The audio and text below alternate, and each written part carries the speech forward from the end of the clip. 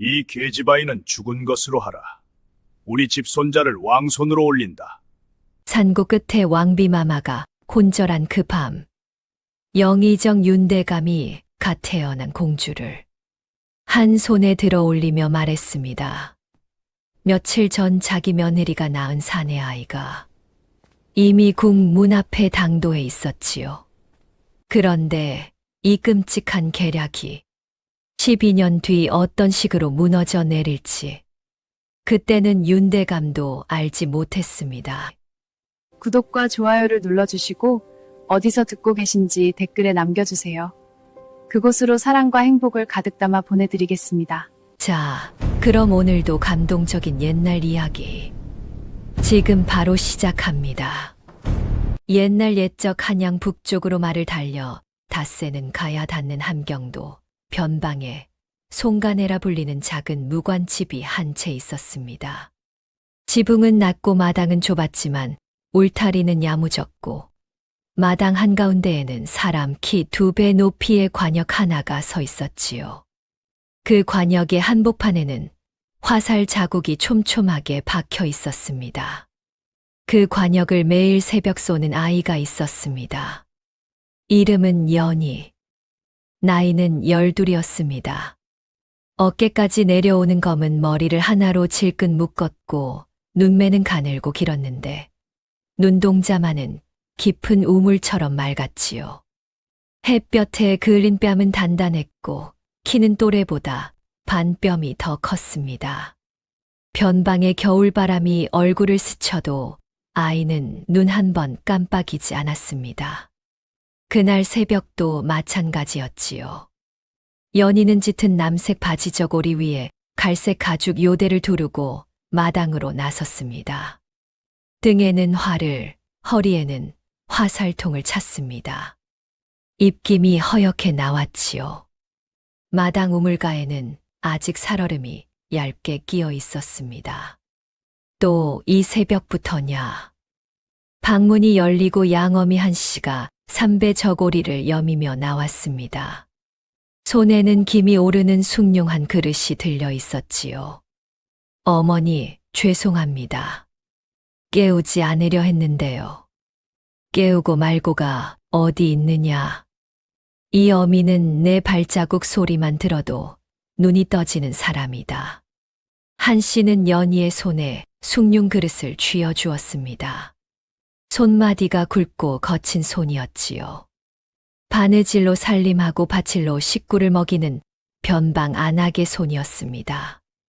연희는 그 따뜻한 그릇을 두 손으로 감쌌습니다. 얼어있던 손가락이 스르르 풀리는 것이 느껴졌지요. 아버지는요? 내 아버지는 그저께 국경 순찰 나가서 아직이지. 오늘 중 돌아오실 게다. 네.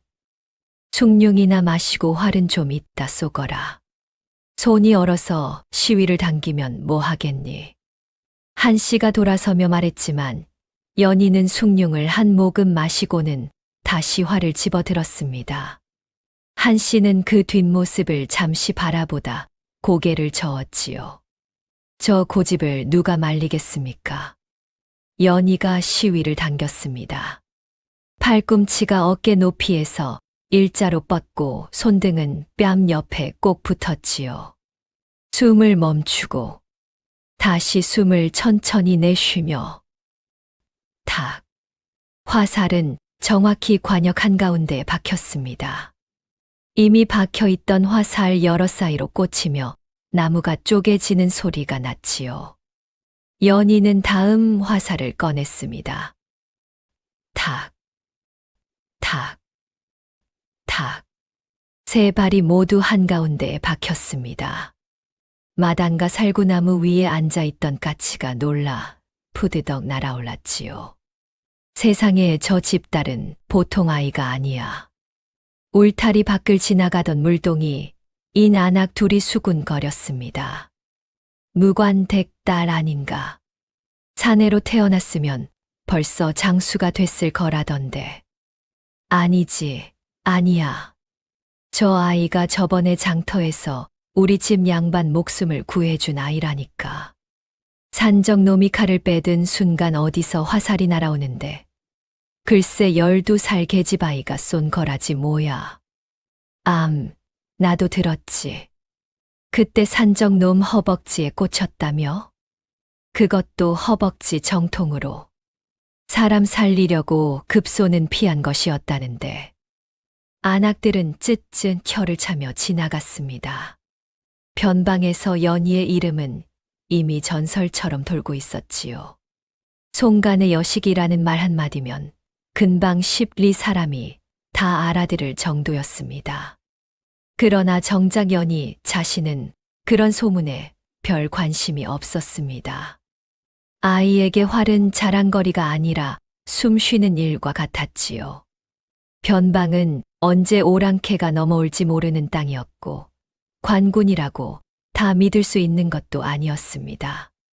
제 몸은 제가 지켜야 한다는 것이 양압이 송무관의 입버릇이었지요. 그때였습니다.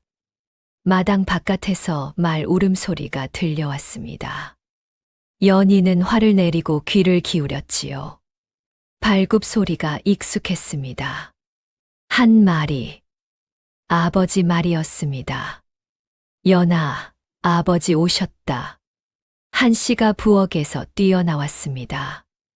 연희도 활을 벗어 마루에 걸어두고 문 밖으로 달려나갔지요.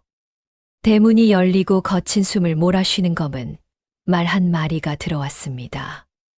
말등에는 송무관이 앉아 있었지요.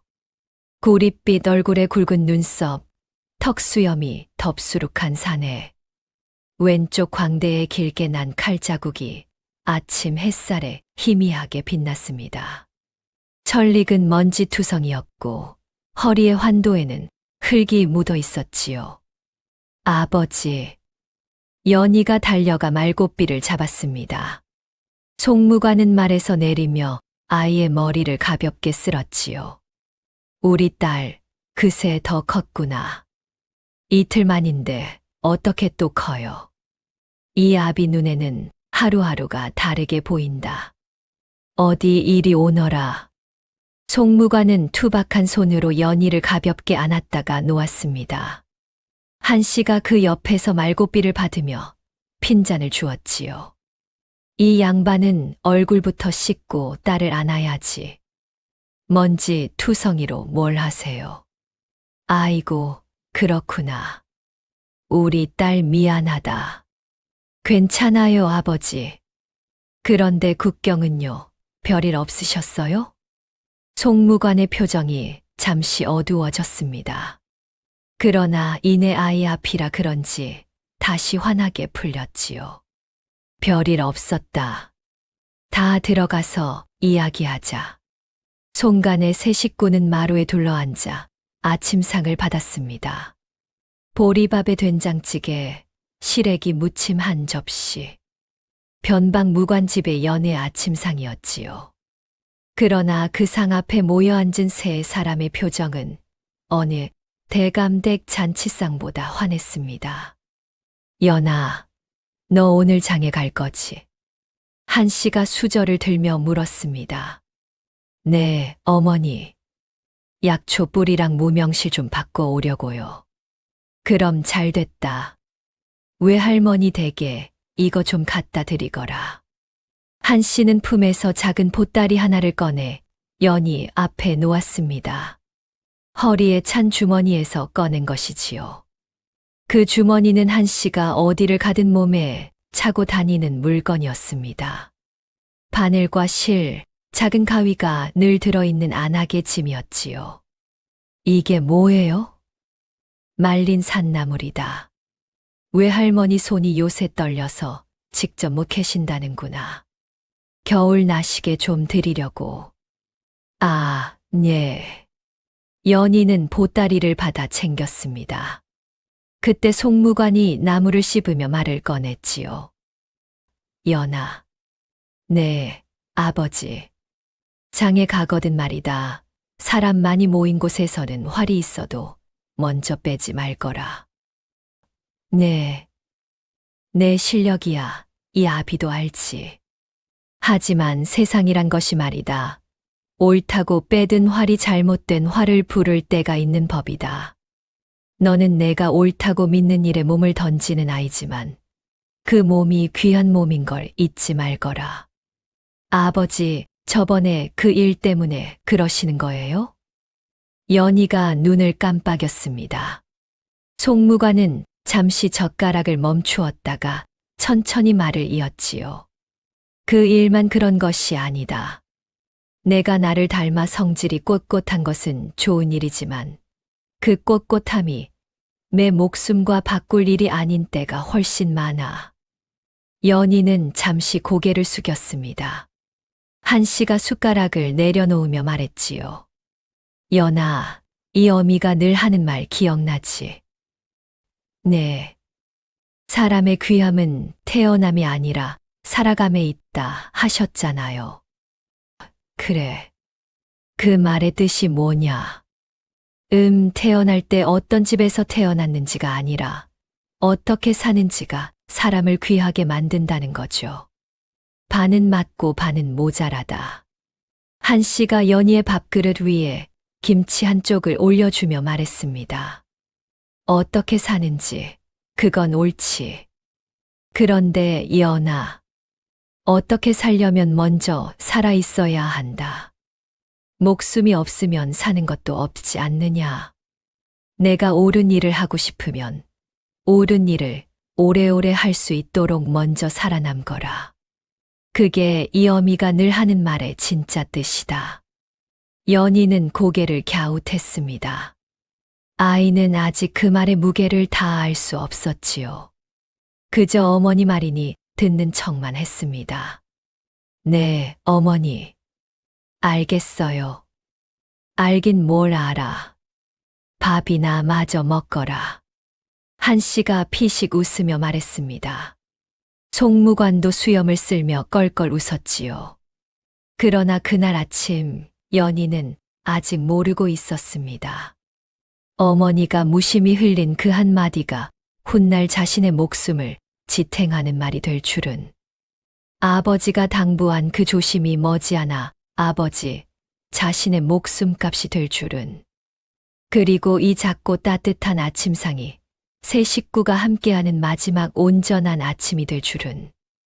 그 무렵 한양 궁궐 깊은 곳에서는 또 한 아이가 자기 아침을 받고 있었습니다.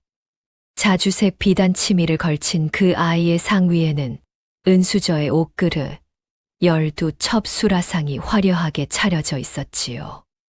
그러나 그 아이는 수저를 들지 않았습니다. 창밖을 노려보는 눈동자에는 또래 아이의 빛이 없었습니다. 세자 저하, 식사하시옵소서. 치워라. 하오나, 치우라 하지 않았느냐. 옷그릇 하나가 바닥에 떨어져 쨍그랑 깨졌습니다. 상궁이 벌벌 떨며 그릇 조각을 주워 담았지요. 12살 세자 진호는 창밖을 보며 중얼거렸습니다. 할아버님은 오늘도 오실 것이냐? 예, 저하. 영상 대감께서 한식경 후에 드신다 하셨사옵니다. 그래. 진호의 창백한 얼굴에 어떤 표정 하나가 스쳤습니다. 그것은 두려움도 같고 체념도 같은 12살 아이의 얼굴에 어울리지 않는 무거운 것이었지요. 그 아이 역시 아직 모르고 있었습니다. 자기가 할아버님이라 부르는 그 노인이 어떤 그림자 속에서 자기를 만들어 왔는지, 그리고 함경도 어느 변방에서 관역을 쏘는 12살 소녀가 있다는 사실을, 두 아이의 운명이 실한 가닥으로 이미 이어져 있다는 것을, 두 아이가 같은 날 아침을 맞고 있었으나 두 아이의 식탁은 너무도 달랐습니다. 그리고 두 아이의 마음은 그 식탁보다도 더 달랐지요. 아침상을 물리고 연희는 보따리를 들고 집을 나섰습니다. 장터까지는 걸어서 한식경 거리였지요. 변방의 겨울이라고는 하나 그날은 바람이 잦아들어 볕이 제법 따뜻했습니다. 길가의 마른 갈대가 바스락거렸고 저 멀리 산마루에는 흰 눈이 덮여 있었지요. 장터에 들어서자 사람들이 수군거리기 시작했습니다. 송간의 딸이다. 저번에 그 아이? 그 아이야. 저번에도 장터에서 한 건 했잖아. 연희는 수군거림에 익숙한 듯 눈을 내리깔고 걸음을 재촉했습니다. 외할머니 댁에 보따리를 전하고 약초 뿌리 상인 앞에서 흥정을 하던 참이었지요. 아이고, 이 무슨 일이고. 장터 한복판에서 비명이 터져 나왔습니다. 연희는 고개를 들었습니다. 장터 북쪽 끝에 관군 5이 말을 타고 들이닥쳐 있었지요. 지푸른 군복을 입은 병졸 넷과 그 앞에 선 사내 하나. 사내는 허리에 두툼한 요대를 둘렀고 얼굴에는 기름기가 번들거렸습니다. 이 일대에서 새를 걷는 별감 박가라는 자였지요. 어이, 늙은이. 새가 모자라잖아. 이걸 어쩔 거야. 박별감이 한 노인의 멱살을 잡고 흔들고 있었습니다. 노인은 바닥에 엎어진 채 벌벌 떨었지요. 나으리, 이번 흉년에 곡식이 없어 못 드립니다요. 며칠만 더, 아니 열흘만 더 말미를. 말미는 무슨 말미. 이놈 집 빚으면 뭐가 나올지 누가 알아. 얘들아 뒤져봐라. 병졸 둘이 노인의 손수레로 다가갔습니다. 수레 위에는 노인이 팔려던 옹기 몇 점과 낡은 무명 한 필, 그리고 구석에 누런 강아지 한 마리가 있었지요. 강아지는 컹컹 짖어댔습니다. 어라, 이놈 봐라. 병졸 하나가 강아지의 목덜미를 잡아들어 올렸습니다. 이놈도 새에 쳐넣자. 살찌웠다가 잡아먹으면 되겠구먼. 애구머니, 그건 우리 손주놈이 한 달을 굶어가며 키운 강아지요. 그것만은 닥쳐라. 새를 못 내면 개도 뺏기는 거지. 노인은 병졸의 바짓가랑이를 붙들고 울었습니다. 구경꾼들은 혀를 찼지만 감히 나서는 자는 없었지요. 관군을 건드렸다가 무슨 봉변을 당할지 모를 일이었습니다. 연희는 허리에 찬 화살통을 가만히 만졌습니다. 아침에 아버지가 한 말이 귀에 맴돌았지요. 사람 많이 모인 곳에서는 활이 있어도 먼저 빼지 말거라. 그러나 노인의 울음소리는 점점 커졌고 병졸의 손에 들린 강아지는 발버둥을 쳤습니다. 연희의 심장이 쿵쿵 뛰었지요. 그때였습니다. 노인의 등 뒤에서 5살쯤 되는 아이가 울음을 터뜨리며 뛰어나왔습니다. 노인의 손주였지요. 아이는 병졸의 다리를 부여잡고 매달렸습니다. 우리 복실이 돌려주세요. 우리 복실이. 이 꼬맹이가. 저리 꺼져. 병졸이 발을 걷어찼습니다. 아이가 바닥에 쿵 넘어졌지요.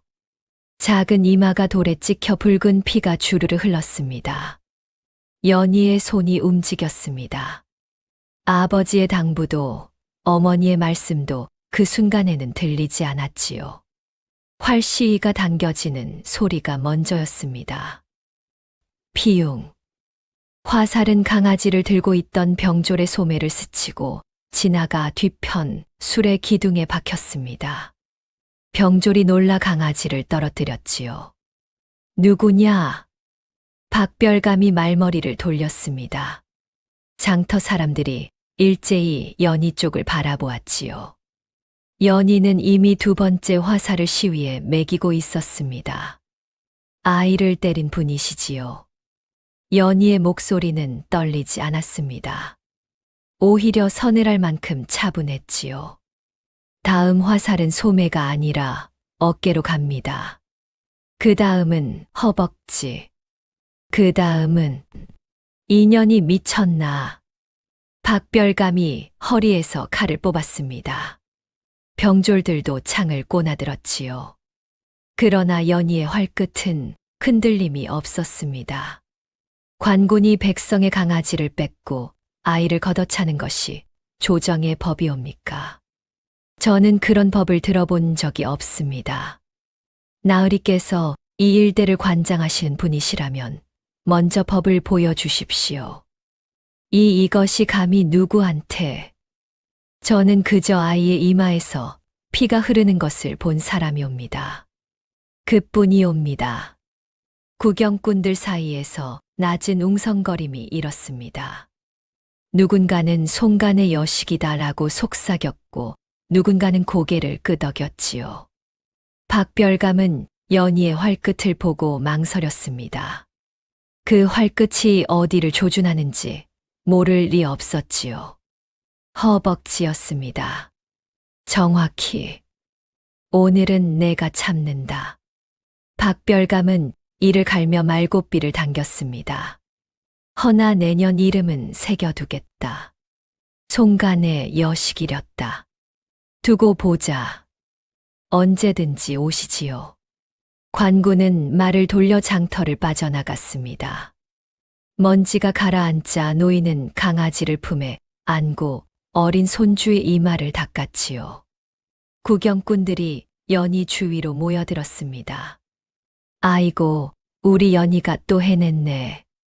송간의 아가씨, 이 은혜를 어찌 갚누. 됐습니다. 얼른 댁에 들어가시지요.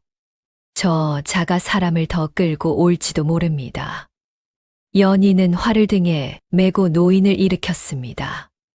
그러고는 약초 뿌리를 사기도 전에 장터를 서둘러 빠져나왔지요. 마음 한 구석이 무거웠습니다. 아버지의 당부가 뒤늦게 귓가에 울렸지요. 장터에서 집으로 가는 길은 강을 하나 건너야 했습니다. 겨울이라 강은 얼어 있었지만 한가운데는 얇은 물길이 남아 흐르고 있었지요. 연희는 강변을 따라 걷다 이상한 소리를 들었습니다. 으앙, 으악, 갓난아이 울음소리였습니다. 연희는 발걸음을 멈추고 주위를 둘러보았지요. 소리는 강가 갈대밭 쪽에서 들려왔습니다. 갈대를 헤치고 들어가니 한 여인이 갓난아이를 품에 안고 강물 앞에 서 있었지요. 여인은 깡마른 몸에 해진 치마를 입고 있었고 눈가는 부어 있었습니다. 품에 안긴 아이는 벌거숭이에 가까웠지요. 아주머니.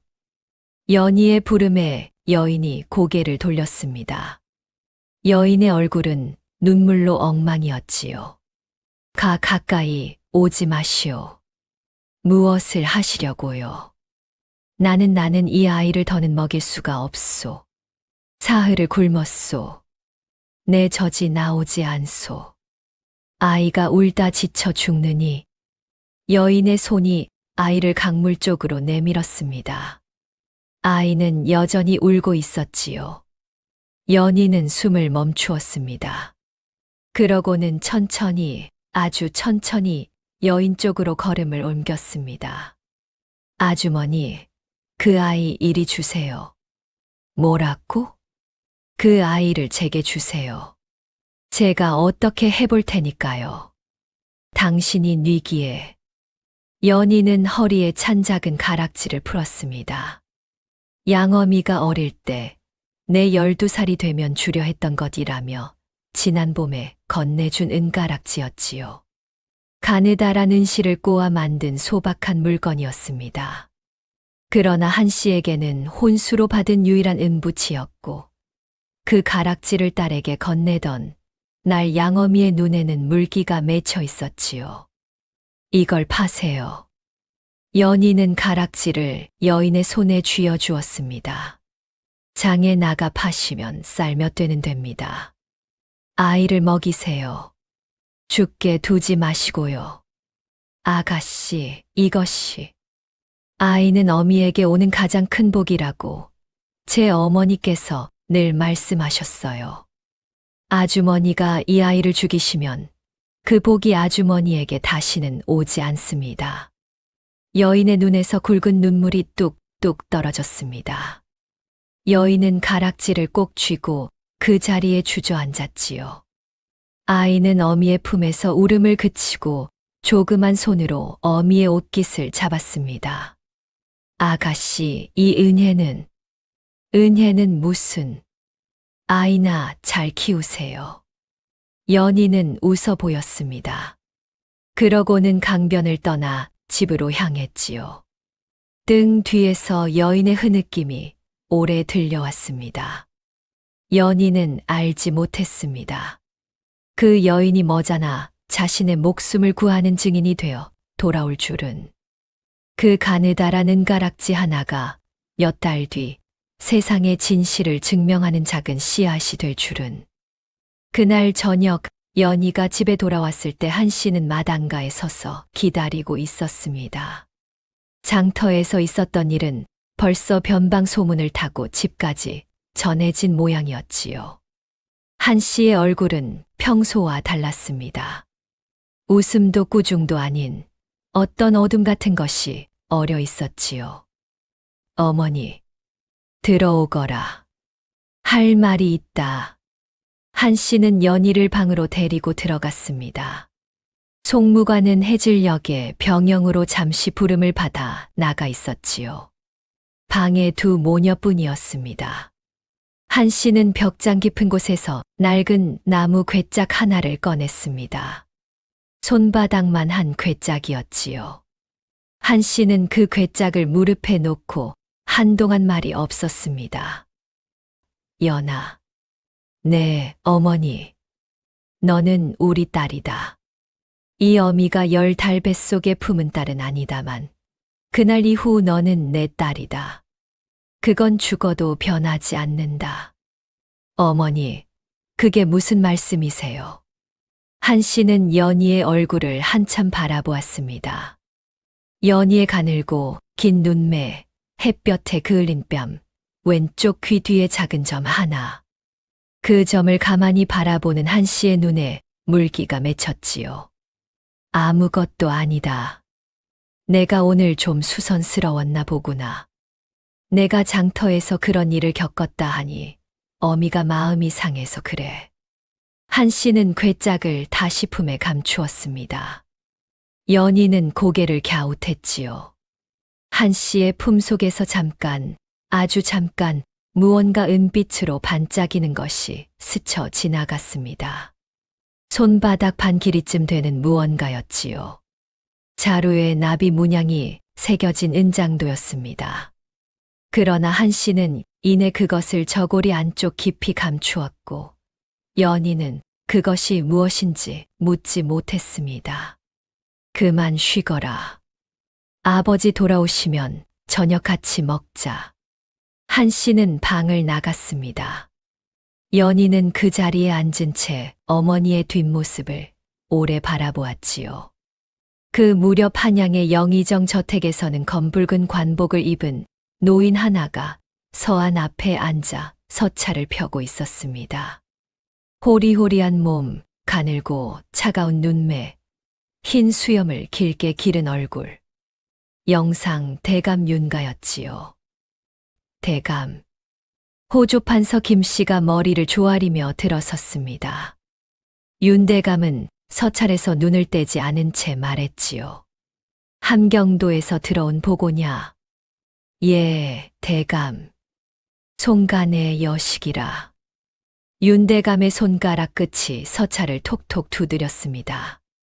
옷가락지를 낀 그 손가락이 허공에서 잠시 멈추었지요.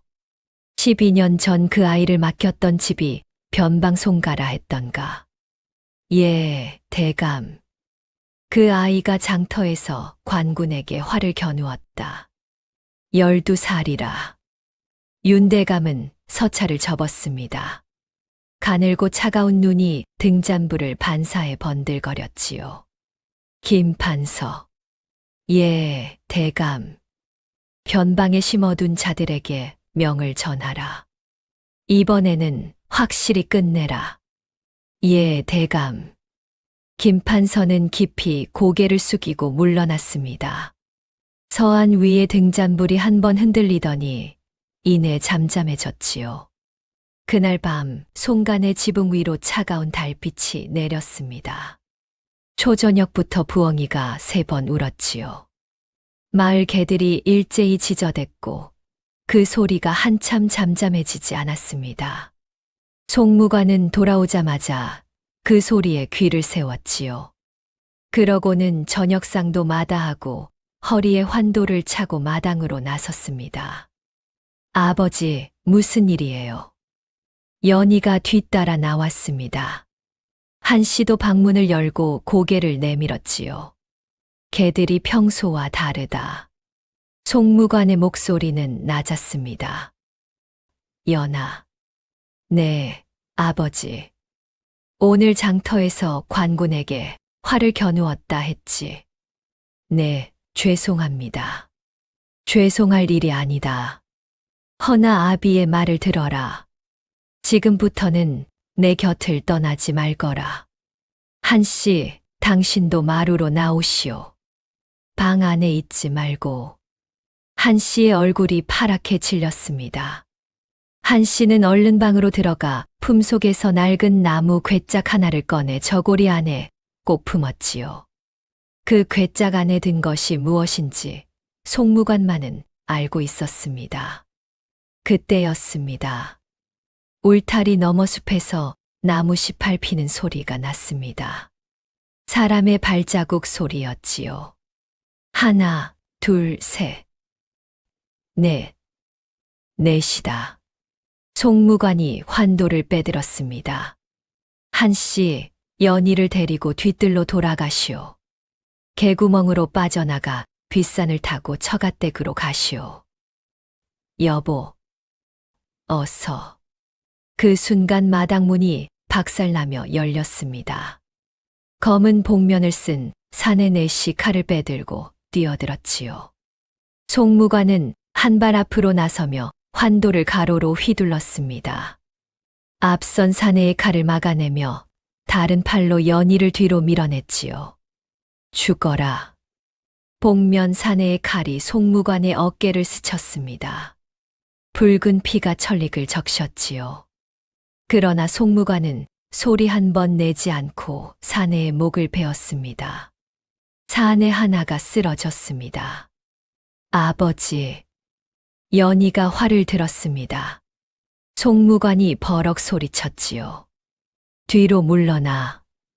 아버지 도와야. 물러나라 했다. 두 번째 사내가 송무관의 옆구리를 찔렀습니다.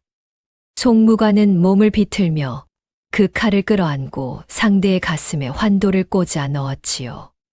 둘이 한꺼번에 뒤엉켜 쓰러졌습니다. 여보. 한씨가 비명을 질렀습니다. 연희는 시위를 당겼지요. 세 번째 사내가 송무관의 등을 찌르려는 순간이었습니다. 피용. 화살은 사내의 목덜미에 박혔습니다. 사내가 컥 소리를 내며 쓰러졌지요. 연희는 떨리는 손으로 다음 화살을 뽑았습니다. 네 번째 사내가 연희를 향해 달려들었습니다. 연아. 한씨가 딸 앞을 가로막았습니다. 사내의 칼이 한씨의 팔을 스쳐 지나갔지요. 한씨의 저고리 소매가 찢어지며 붉은 핏방울이 튀었습니다. 어머니.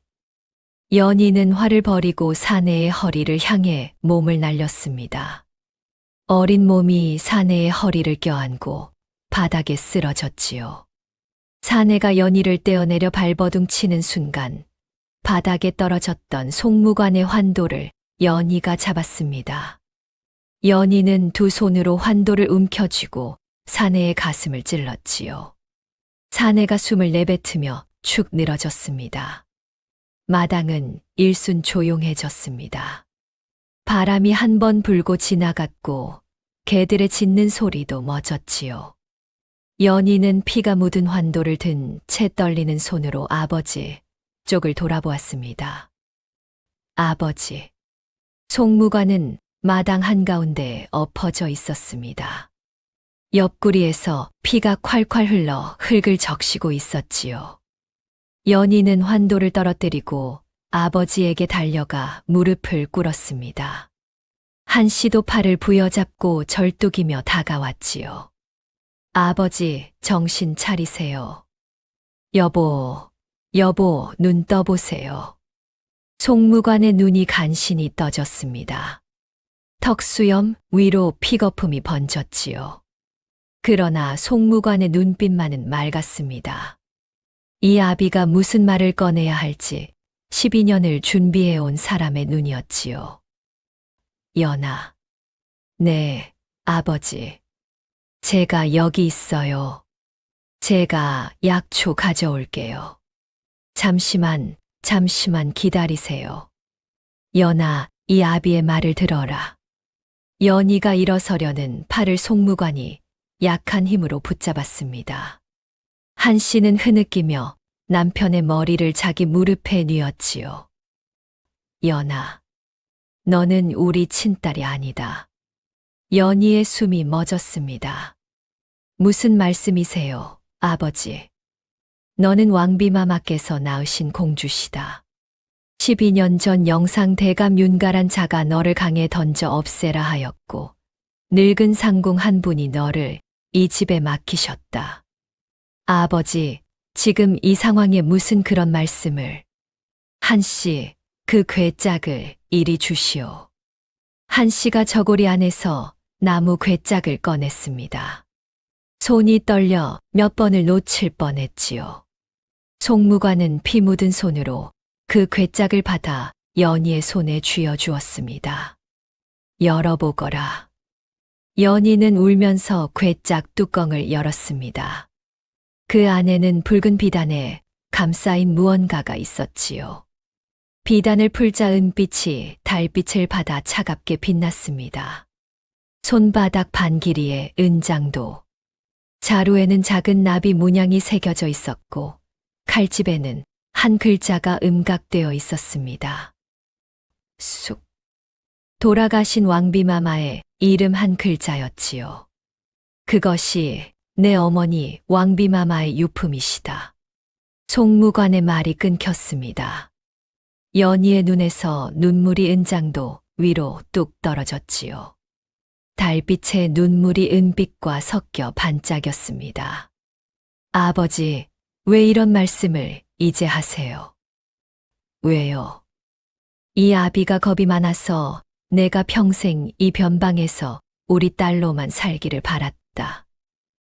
아버지. 허나 이 자객들이 내가 누군지 알고 찾아온 것이니라. 이제는 숨길 수가 없구나. 송무관의 눈이 흐려졌습니다. 한 씨가 남편의 뺨을 쓰다듬었지요. 여보, 조금만 더. 한 씨, 우리 연희를 부탁하오. 그리고 연아. 네, 아버지.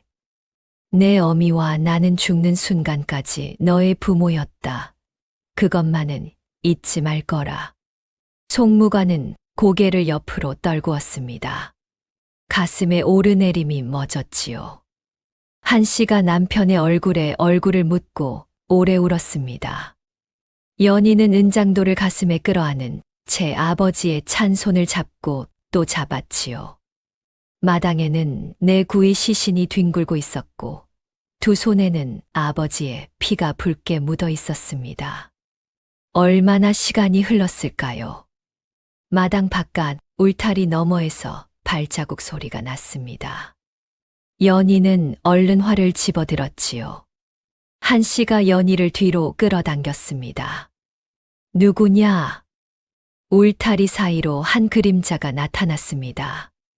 허리가 구부정한 노파였지요. 회색 누더기를 걸치고 해진 집신을 신었으며 어깨에는 낡은 보따리 하나를 메고 있었습니다. 주름진 얼굴에 흰 머리가 반쯤 섞여 있었고 오른쪽 입가에는 희미한 흉터 자국이 있었지요. 그 흉터가 흔들리는 등불에 일그러지며 비쳤습니다. 공주마마. 노파가 무릎을 꿇었습니다. 공주마마, 소인이 늦었사옵니다. 정말 늦었사옵니다. 미시요. 한 씨가 외쳤습니다. 그러나 그 순간 한 씨의 얼굴빛이 변했지요. 한 씨는 그 노파를 알고 있었습니다. 12년 전 눈보라치는 어느 새벽 갓난 아기를 안고 송간에 대문을 두드렸던 그 사람. 이름은 몰라도 얼굴은 잊을 수 없는 사람이었지요. 당신이 그때, 예, 부인. 소인이 그때 그 늙은 상궁 차씨이옵니다. 차씨 상궁은 흐르는 눈물을 소매로 훔쳤습니다. 연희는 화를 든 채 얼어붙었지요. 노파는 연희 앞으로 기어와 이마를 바닥에 댔습니다. 공주마마, 소인이 12년을 이 마을 근처 산속에서 거지 노파 행세를 하며 마마를 지켜보았사옵니다. 하루도 눈을 뗀 날이 없었지요. 소인이 오늘 밤 이 댁에 자객이 든 것을 알고 달려왔으나 소인의 늙은 다리로는 도저히 맞출 수가 없어 송공께 이 죄를 어찌 갚사오리까. 한 씨가 흐느끼며 말했습니다. 그럼 당신이 이 아이가 정말로. 예, 부인. 이 아이는 돌아가신 왕비마마께서 낳으신 공주마마이시옵니다. 소인이 이 아이를 맡긴 그날부터 소인이 품은 단 하나의 소원은 이 아이를 무사히 지키는 일이었사옵니다. 연희의 입술이 떨렸습니다. 아이는 그 자리에 주저앉았지요. 몇 시각 전까지만 해도 어머니의 숭늉을 받아 마시고 아버지에게 꾸중을 듣던 12살 아이였습니다. 그 아이가 이제는 아버지의 시신 앞에서 자기가 왕의 딸이라는 말을 듣고 있었지요. 자, 상궁이라 하셨나. 연희의 목소리가 낮게 떨렸습니다. 네, 마마. 나는 누구인가? 마마는 이 나라의 진짜 왕손이시옵니다. 그럼 지금 궁에 있다는 그 세자는 영상대감의 친손자이옵니다. 그러나 그 아이 본인은 그 사실을 모르옵니다. 아버지를 죽인 자객을 보낸 자가 그 영상이란 자인가? 예, 마마. 연희의 눈에서 눈물이 멎었습니다. 대신 아이의 눈빛에 새로운 빛이 들어섰지요. 그것은 분노도 아니고 복수심도 아니었습니다. 그보다 훨씬 무거운 것. 무언가를 결심한 사람의 눈빛이었습니다. 어머니. 왜 그러느냐, 우리 딸. 저는 이 마을에서 그냥 살 수가 없게 되었어요. 한 씨가 울음을 삼키며 고개를 끄덕였습니다. 아버지께서 마지막에 저에게 이 은장도를 주시며 말씀하셨지요. 돌아가신 순간까지 저희 아버지셨다고요. 저도 아버지께 맹세했어요. 이 은혜를 갚겠다고. 아버지를 죽인 자를 제 손으로 세상 앞에 끌어내겠다고. 연아, 어머니, 저를 용서해 주세요. 저는 한양으로 갑니다. 한 씨는 딸의 손을 잡았습니다. 한 씨의 손에도 피가 묻어 있었고 딸의 손에도 피가 묻어 있었지요. 두 손이 마주 잡힌 자리에 따뜻함과 차가움이 엉켰습니다. 용서할 게 무엇 있겠니? 가거라. 내가 이 어미의 딸이 아니라 해도 내 딸이다. 가서 내 아비의 원수를 갚고 그 왕비마마가 계셨던 자리에 내가 앉거라. 그리고 반드시 살아서 돌아오거라. 이 어미의 말 기억하느냐? 어떻게 살려면 먼저 살아 있어야 한다고. 네, 어머니. 기억합니다. 자, 상궁. 예, 부인. 이 아이를 부탁하오. 당신이 이 아이를 지켜온 12년, 내가 오늘에야 보답받는구려. 이 아이를 한양까지 데려가 주시오. 목숨을 걸고 모시겠사옵니다. 차씨 상궁은 이마를 바닥에 대고 깊이 절했습니다. 그날 밤 송간의 마당에서는 조촐한 매장이 치러졌습니다. 송무관의 시신을 뒤뜰 살구나무 아래에 묻고 내 자객의 시신은 비싼 공터에 따로 묻었지요. 한 씨가 울며 흙을 덮었고 연희는 무덤 앞에 은장도를 잠시 꽂아 절을 올린 뒤 다시 품에 품었습니다. 아버지, 제가 반드시 돌아와 이 자리에 다시 저를 올리겠습니다. 그때까지 어머니를 부탁드립니다. 새벽녘 연희는 남장을 하고 변방을 떠났습니다. 머리는 뒤로 높이 묶어 상투를 틀었고 몸에는 송무관의 낡은 군복을 줄여 입었지요. 허리에는 아버지의 환도를, 품속에는 어머니의 은장도를 품었습니다. 차씨 상공이 노새 한 마리를 끌고 앞장섰지요. 대문 앞에서 한 씨는 딸의 손을 오래 잡았습니다. 연아, 네, 어머니. 이 어미는 내 돌아옴을 기다리겠다. 밥 한 그릇 끓여놓고 기다리겠다. 그러니 반드시 돌아오너라. 알겠느냐? 네, 어머니. 반드시요.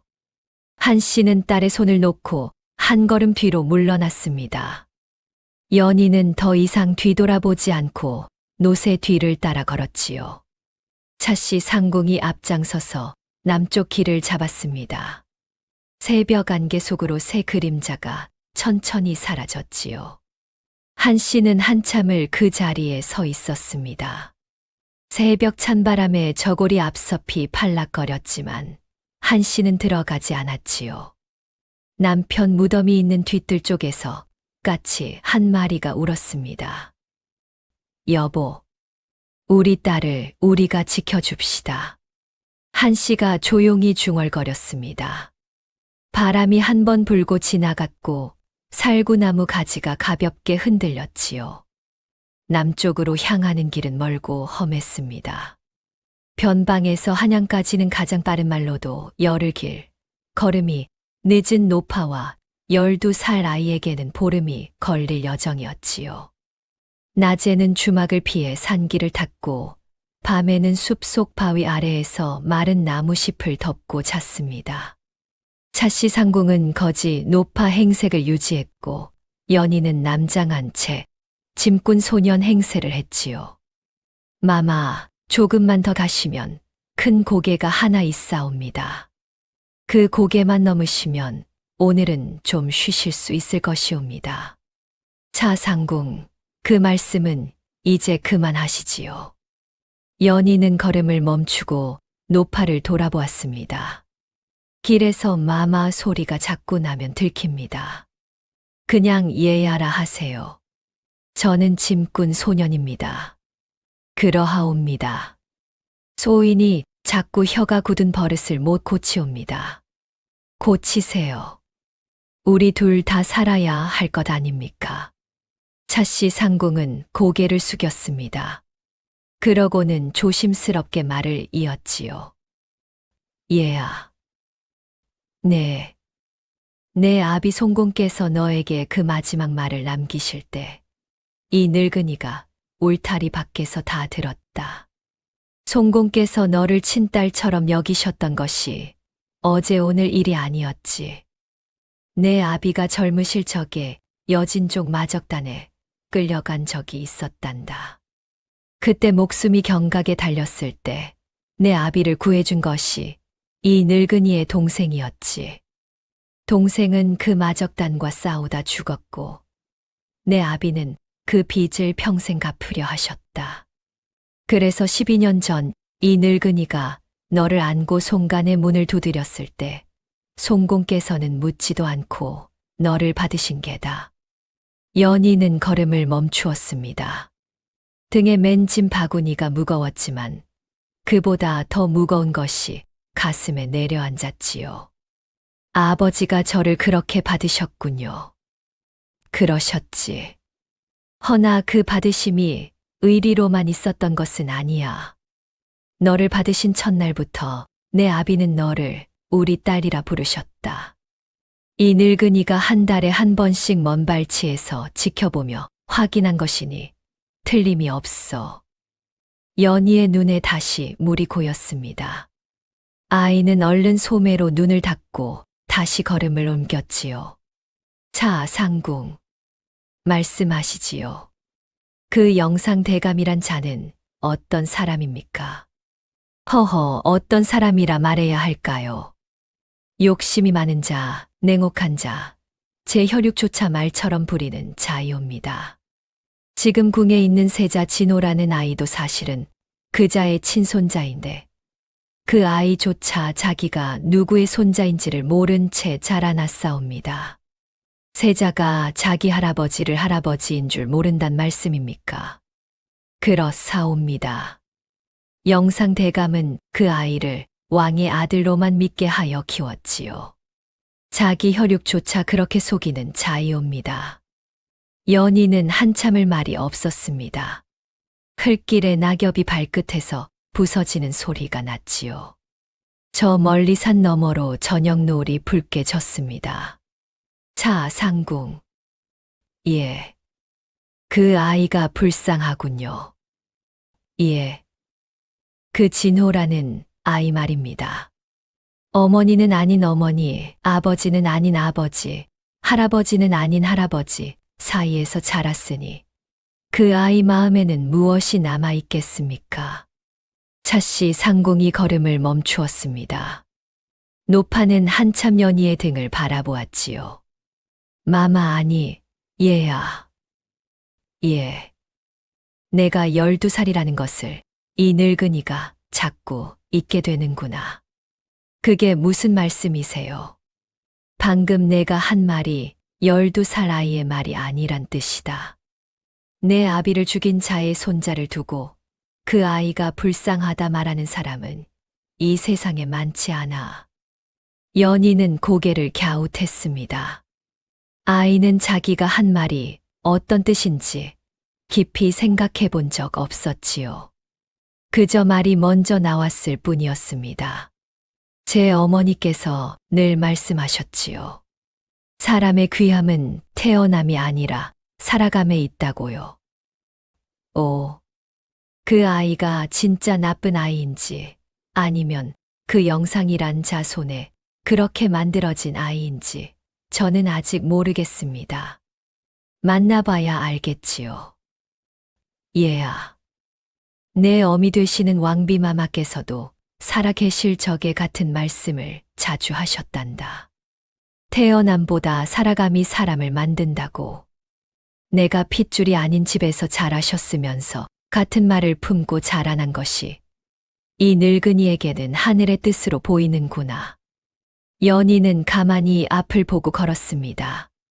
어머니 한씨의 말과 왕비마마의 말이 한 사람의 입에서 다른 한 사람의 입으로 이어졌다는 것이 아이의 마음 한 구석을 이상하게 따뜻하게 했지요. 보름이 지나 두 사람은 한양 외곽에 닿았습니다. 한양 사대문 중 숭례문이 저 멀리 우뚝 보였지요. 연희는 그 성문을 보며 숨을 크게 들이쉬었습니다. 태어나 처음 보는 한양의 성곽이었습니다. 차상궁, 저 안에 그 영상 대감이 있는 것이지요. 예. 그리고 전하와 세자와 수많은 이목들이 있사옵니다. 마마께서 궁에 들어가시려면 먼저 남장 무사로 이름을 얻으셔야 하옵니다. 호위무사 시험이 달포 뒤에 있사옵니다. 시험이라. 활과 검 두 가지를 보는 시험이옵니다. 검은 아버지께 배웠고 활은 어릴 때부터 제 몸의 일부였습니다. 못할 것이 없겠지요. 연희는 입술을 굳게 다물었습니다. 달포가 지나 훈련원 마당에서는 호위무사 시험이 열렸습니다. 전국 각지에서 올라온 젊은 무사들이 늘어섰지요. 그들 중 머리를 상투로 높이 묶고 몸집이 가늘고 키가 작은 송연이라는 소년 무사 하나가 있었습니다. 나이는 12살. 주변 무사들 사이에서 제일 어렸지요. 저 아이는 누구야? 함경도 변방에서 올라온 애송이라는데 12살짜리가 호위무사 시험을 본다. 웃기는군. 저번에 그 애송이가 활터에서 100보 떨어진 관역 한가운데를 5번 연달아 쐈다며. 뭐, 거짓말 같으면 두고 보라고. 시험관 앞에 차례로 나와 무사들이 활을 쏘았습니다. 백포거리, 관역의 중앙을 마치는 자가 합격이었지요. 대부분은 중앙에서 조금씩 빗나갔고 마치는 자는 드물었습니다. 송연, 나오너라. 이름이 불리자 연희는 활을 들고 관역 앞에 섰습니다. 체구가 작았기에 시험관들도 눈을 의심했지요. 그러나 연희가 시위를 당겼을 때 마당 한 구석에서 숨죽이는 소리가 들렸습니다. 팔꿈치의 각도, 어깨의 힘, 호흡. 노련한 무사들도 그만한 자세를 쉽게 보이지 못했지요. 탁. 첫 화살이 중앙을 뚫었습니다. 오. 탁. 탁. 탁. 탁. 5발이 모두 중앙에 박혔지요. 나중에는 이미 박힌 화살대에 닿음 화살이 꽂혀 나무가 쪼개지는 소리까지 났습니다. 시험관들이 서로 얼굴을 마주 보았지요. 저 아이 누구냐? 함경도에서 송간의 여식이라 소문이 자자한 그 아이가 아닐지요. 여식. 아, 아닙니다. 송간의 아들이라 했사옵니다. 시험관 중 한 사람이 헛기침을 했습니다. 원래 호위무사는 산에만 들어갈 수 있는 자리였지요. 그러나 연희의 활솜씨는 그 모든 의문을 단칼에 눌렀습니다. 이어진 검술시험에서도 연희는 어른 무사셋과 겨루어 모두를 쓰러뜨렸지요. 작은 몸이 큰 몸 사이를 빠르게 휘젓고 잽싼 손이 상대의 손목을 잡아 비틀었습니다. 합격. 송연, 호위청 말단 무사로 배속한다. 시험관이 붓을 들어 명부에 이름을 올렸습니다. 연희는 깊이 허리를 숙였지요. 성은이 만극하옵니다. 그날 저녁 훈련원 뒤뜰에서 연희는 차씨 상궁과 짧게 만났습니다. 차씨는 이미 국내 무수리 방으로 돌아가 있었지요. 궁에서 쫓겨났다 12년 만에 무수리로 다시 들어간 것입니다. 한 번 쫓겨난 자가 다시 들어올 수 있었던 것은 세월이 흘러 예전의 얼굴을 알아볼 상궁들이 대부분 사라진 덕이었지요. 마마 얘야. 오늘 밤부터는 너와 나 아는 체를 해서는 안 된다. 알고 있습니다. 차 상궁도 조심하세요. 앞으로 세자궁에 배속되시면 세자를 가까이서 지켜보시게 될 것이옵니다. 부디 조심하시옵소서. 영상대감의 눈이 세자 곁에 가장 많사옵니다. 네. 그리고 얘야. 예. 내가 그 세자를 처음 보게 되면 섣부른 판단은 말거라. 그 아이는 내 원수의 손자이나 내 원수에게 길러진 아이이기도 하니라. 기억하지요. 만나봐야 알겠다고 제가 말씀드렸잖습니까? 그래. 너는 이 늙은이보다 더 지혜로운 아이구나. 차씨는 희미하게 웃었습니다. 그러고는 조용히 어둠 속으로 사라졌지요. 사흘 뒤 연희는 세자궁 호위청에 배속되었습니다. 말단 중에서도 말단이었지요. 그러나 그 자리에서 세자 진호를 먼발치로 볼 수 있는 기회가 왔습니다. 아침 문안 시간이었지요. 세자궁들의 호위무사들이 늘어섰고 그 앞으로 자주색 골룡포에 익선관을 쓴 12살 소년이 걸어 나왔습니다. 진호였지요. 저하께 예를 갖추어라. 호위청 책임자의 외침에 모두 무릎을 꿇었습니다. 연희도 무릎을 꿇고 고개를 숙였지요. 그러나 아이는 눈을 들어 진호의 얼굴을 훔쳐보았습니다. 창백한 피부, 또렷한 쌍꺼풀, 긴 속눈썹, 눈 밑에 짙은 그늘이 내려앉아 있었지요.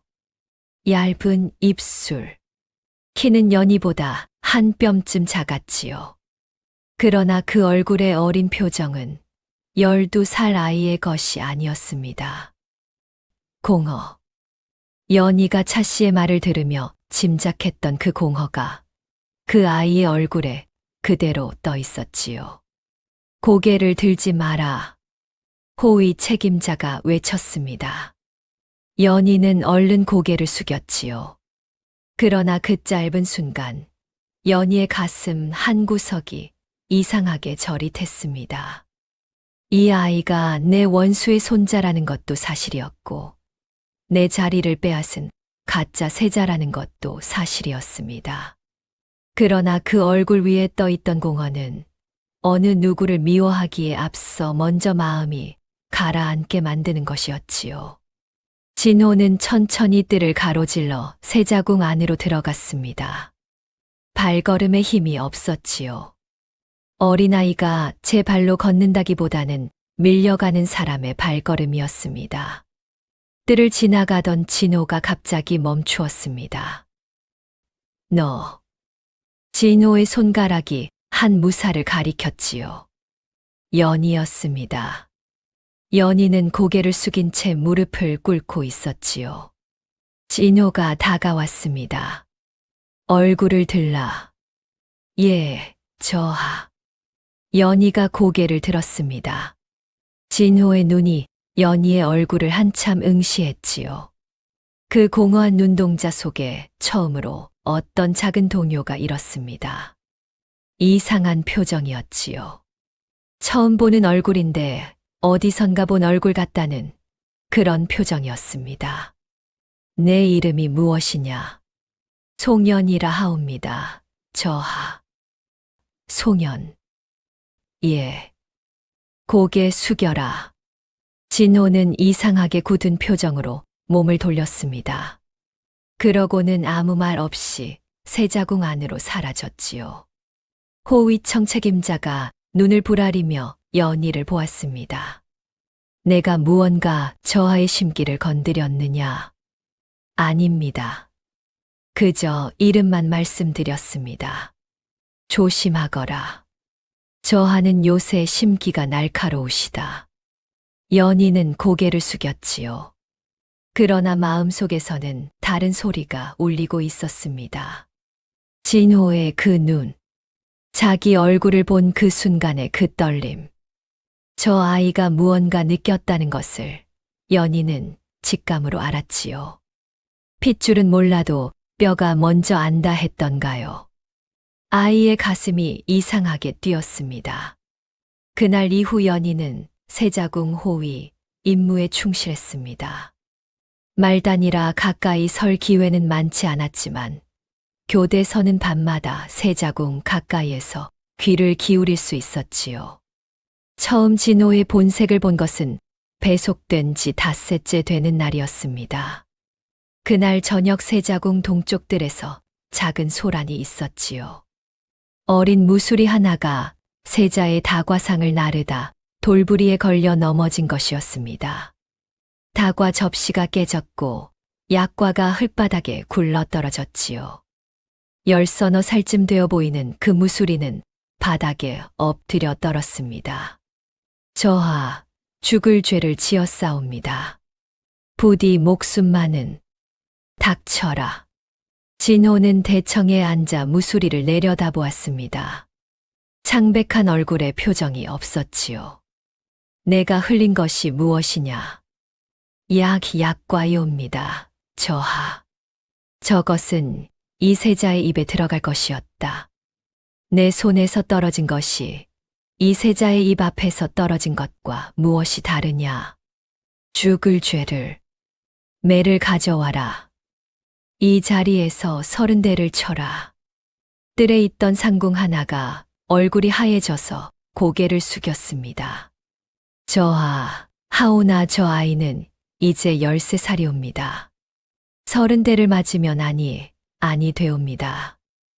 이 세자의 말을 2번 하게 할 셈이냐. 진호의 목소리에 한 번도 높아지지 않은 서늘함이 흘렀지요. 상궁은 더 말하지 못하고 물러났습니다. 곧 매질이 시작되었지요. 뜰 한 구석에서 호위, 교대를 서던 연희는 그 광경을 모두 보았습니다. 어린 무수리의 비명이 5대가 넘어가며 울음으로 바뀌었고 10대가 넘어가자 울음조차 잦아들었지요. 연희의 손이 허리 환도 쪽으로 움직였습니다. 그러나 옆에 선 선배 무사가 눈짓으로 제지했지요. 보지 말고 고개 숙이고 있어라. 저하의 일이다. 너는 이제 막 배속된 애송이다. 말단 무사가 저하의 매질에 끼어들면 그날로 목이 달아난다. 연희는 이를 악물고 고개를 숙였습니다. 매질은 15대쯤에서 그쳤지요. 무수리가 정신을 잃은 까닭이었습니다. 진호는 자리에서 일어나 아무 말 없이 세자궁 안으로 들어갔습니다. 무수리는 다른 이들의 손에 끌려나갔지요. 그날 밤 연희는 잠자리에 들지 못했습니다. 차씨의 말이 계속 귀에 맴돌았지요. 그 아이는 내 원수에게 길러진 아이이기도 하니라. 아이가 그렇게 길러진 것과 오늘 매를 맞은 어린 무수리의 등에 난 피멍은 다른 이야기였습니다. 연희는 진호가 불쌍한 아이라는 자신의 말을 부끄럽게 여기기도 했지요. 그러나 다음 날 새벽 세자궁 행랑 뒤에서 연희는 뜻밖의 소리를 들었습니다. 흐그, 흐그, 낮은 흐느낌이었지요. 연희는 창 너머를 가만히 살폈습니다. 진호가 혼자 있었지요. 자주색 치매 차림으로 기둥의 등을 기대고 앉아 두 손으로 얼굴을 감싸고 있었습니다. 어린 어깨가 가늘게 떨렸지요. 왜 매번 일이 되는가? 진호가 중얼거렸습니다. 연희는 진호가 불쌍한 아이라는 자신의 말을 부끄럽게 여기기도 했지요. 나는 왜 매번 그리 매를 들고야 마는가? 연희는 가슴이 덜컥 내려앉았습니다. 매를 든 낮의 얼굴과 이 새벽에 우는 얼굴이 한 사람의 것이라는 게 믿어지지 않았지요. 아이는 감히 가까이 가지 못하고 그 자리를 돌아섰습니다. 그러나 아이의 마음에는 새로운 의문이 하나 심어졌지요. 저 아이는 정말 악한 것인가? 아니면 누가 그를 그리 만들었는가? 그로부터 보름이 지난 어느 밤, 연희는 호위청 숙직을 서고 있었습니다. 삼경이 지난 시간이었지요. 별이 차고 궁궐의 기와가 달빛에 푸르게 빛났습니다. 그때 호위 책임자가 연희에게 다가와 낮은 목소리로 말했지요. 송연. 예. 전하께서 너를 찾으신다. 전하께서요? 따라오너라. 다른 이에게는 말하지 마라. 연희는 무사복을 여미고 호위 책임자를 따라갔습니다. 책임자는 연희를 침전 뒷문 앞까지만 인도하고 물러났지요. 뒷문 안쪽에서 한 늙은 내관이 연희를 맞이했습니다. 내관은 말없이 손짓으로 따라오라 했고 연희는 어둑한 복도를 지나 침전 안으로 들어갔습니다. 침전 안은 향이 은은하게 피어오르고 있었습니다. 비단 금침 위에 한 사람이 누워 있었지요. 흰 침에 수척한 얼굴, 귀 밑에 흰 머리가 섞인 초로의 사내. 나라의 임금이었습니다. 전하, 호위무사 송연이 드옵니다. 그래, 혼자 두거라. 내관이 물러났습니다. 침전에는 임금과 연희 둘뿐이었지요. 연희는 무릎을 꿇고 고개를 깊이 숙였습니다. 호위무사 송연, 전하를 배웁니다. 가까이 오너라. 예. 연희는 무릎걸음으로 금침 가까이 다가갔습니다. 임금의 눈이 연희의 얼굴을 한참 바라보았지요. 흐릿한 눈동자 안에 점점 물기가 차올랐습니다. 임금의 손이 떨리며 연희 쪽으로 뻗어나왔지요. 전하, 그 손은 가만히 있거라. 임금의 손이 연희의 뺨을 가만히 감쌌습니다. 떨리는 늙은 손이었지요. 그 손에서 작은 흐느낌이 흘러나왔습니다. 내 어미의 눈이구나. 연희의 숨이 멎었습니다. 전하, 지금 무슨 말씀이시온지. 왼쪽 귀 뒤에 작은 점이 있느냐? 예. 내 어미 왕비도 같은 자리에 같은 점이 있었느니라. 연희의 가슴이 쿵쿵 뛰었습니다. 아이는 고개를 떨어뜨린 채 임금의 손을 맞잡았지요. 늙은 손에 어린 손이 포개어지자 임금은 고개를 옆으로 돌리고 조용히 눈물을 흘렸습니다. 3년이다. 3년 전 이 궁의 한 무수리가 죽어가며 이 임금에게 진실을 고하였다. 내가 강에 던져진 것이 아니라 변방 어느 무관집에 살아있다고. 윤가가 제 친손자를 왕손이라 속여 궁에 앉혔다고. 3년을 숨겨왔다. 영상의 세력이 궁 안팎에 너무 깊이 뻗어 있어 이 임금이 함부로 움직일 수가 없었다. 그러나 아무 일도 아니한 것은 아니었단다. 은밀히 사람을 보내 변방의 송간의 여식이 어떤 아이로 자라는지 지켜보았지. 전하께서 저를 겨울에 내 속옷을 벗어거린 아이에게 덮어주었다 하지. 강가에서 아이를 버리려던 어미에게 내 가락지를 주었다 하지. 그 보고를 받을 때마다 이 임금은 자주 울었다. 이 임금이 내 아비가 되어주지 못한 그 12년을 너희 어미가 되어준 그 한씨라는 이가 대신하였더구나. 연희의 눈에서 뜨거운 눈물이 떨어졌습니다. 아이는 이 말을 바닥에 대고 말을 잊지 못했지요. 연아. 예. 이 임금이 내 이름을 부를 날을 3년을 기다렸다. 이 임금이 내가 누구인지를 핏줄로만 가르기를 원했다면 진작 너를 데려왔을 것이다. 그러나 이 임금은 내가 어떤 사람이 될지를 보고 싶었다. 왕의 자리는 핏줄이 앉는 자리가 아니라 사람이 앉는 자리니라. 너는 사람이 되었더구나. 전하, 오늘부터 너는 이 임금의 호위무사이면서 이 임금의 딸이니라. 연희는 엎드려 한참을 울었습니다. 임금의 떨리는 손이 딸의 등을 가만히 쓸었지요. 침전에는 향 연기만이 낮게 깔렸습니다. 아바마마. 연희가 떨리는 목소리로 불렀습니다. 처음으로 입에 담는 그 말이었지요.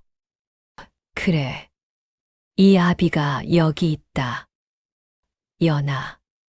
아바마마. 제게 어찌하라 하시옵니까? 이 임금이 더는 오래 살지 못한다. 병이 깊다. 윤가는 이 임금을 언제 시해해도 이상하지 않을 자이니라. 내가 호위무사로 곁에 있어줘야겠구나. 예, 아바마마. 그리고 연아. 예. 세자 진호에 관한 것이다.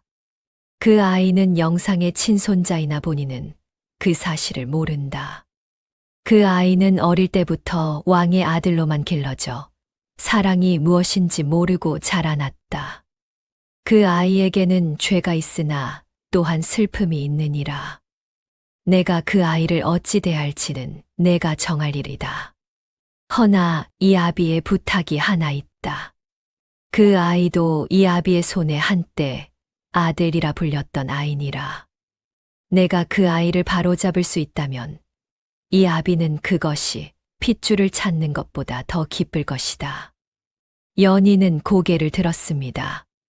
그 말이 아이의 가슴 어느 구석을 움직였지요. 이 세상에서 자기만큼 그 아이를 미워할 이유가 있는 사람도 드물 텐데 이 아버지는 그 아이 또한 품으라 하시는 것이었습니다. 아바마마, 이 딸이 헤아려 보겠사옵니다. 그래, 고맙구나, 연아. 연희가 침전을 나섰을 때는 삼경이 지나 사경으로 넘어가고 있었습니다. 달이 기울어 궁궐기와 뒤편으로 숨어들고 있었지요.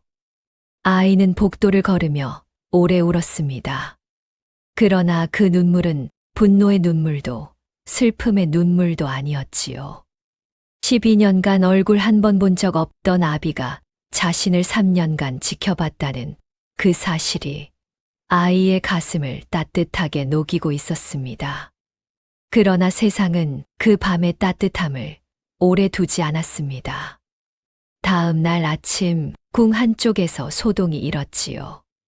동궁 수락안에 독이 든 음식이 들어왔다는 것이었습니다. 김이 상궁이 맛을 보다가 거품을 물고 쓰러졌고 다행히 목숨은 건졌지만 세자궁은 발칵 뒤집혔지요. 누구의 짓이냐? 윤대감이 분노한 얼굴로 동궁 앞마당에 나섰습니다. 세자 저하의 음식에 독을 섞어 넣은 자를 당장 잡아내라. 수색이 시작되었지요. 수락한 무수리들이 한 사람 한 사람 끌려 나와 신문을 받았습니다. 그러던 중 한 어린 무수리의 저고리 안에서 독을 담았던 작은 비단 주머니가 나왔지요. 보름 전 세자에게 매를 맞았던 바로 그 13살 무술이었습니다. 너였느냐? 소인은 아니옵니다. 소인은 그런 것을 품어본 적이 없사옵니다. 이 주머니가 내 저고리에서 나왔다.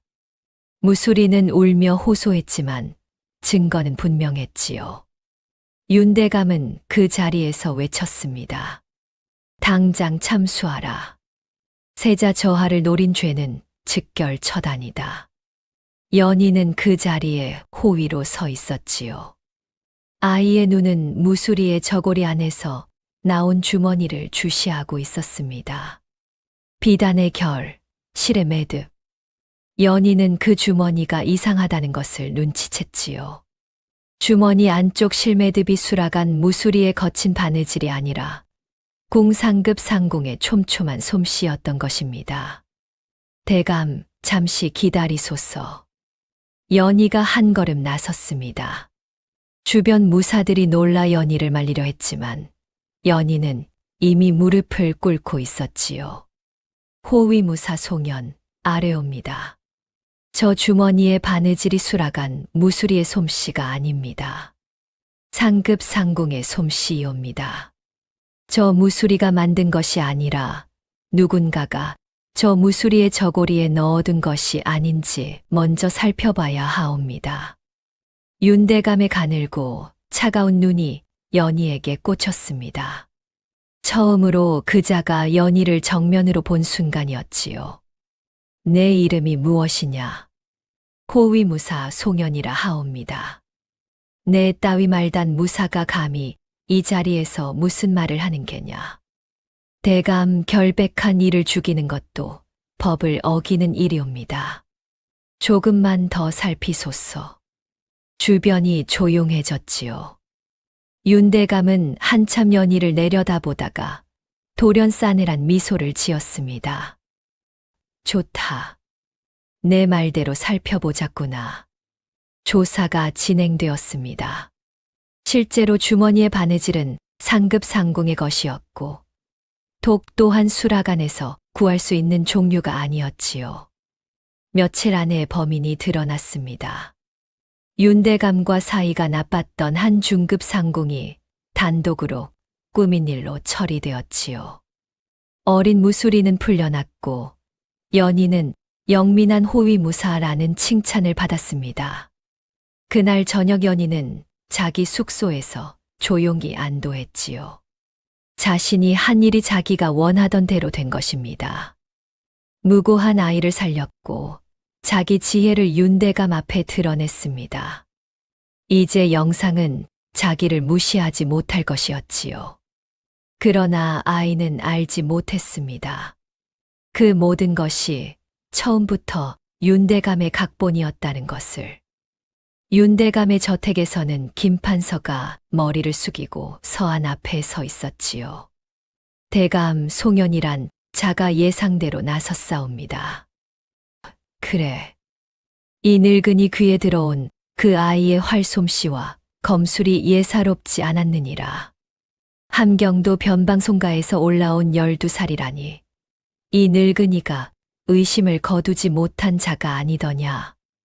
오늘의 일은 대감의 시험이었사옵니까? 첫째, 그 아이의 눈썰미가 보통이 아님을 알았으니 이제는 더 정확한 함정을 놓을 수 있느니라. 둘째, 그 아이의 정체를 확인하였느니라. 정체를 말이옵니까? 바로 그것이니라. 김판서. 송간의 여식이란 소문을 들은 그 밤부터 이 늙은이는 그 아이를 의심하고 있었느니라. 12살 남자아이가 여자 목소리로 말하지는 않는 법이지. 목소리는 하루 이틀에 굳어지는 것이 아니어서 숨길 수 없는 것이 있느니라. 그럼 송연은 여자아이니라.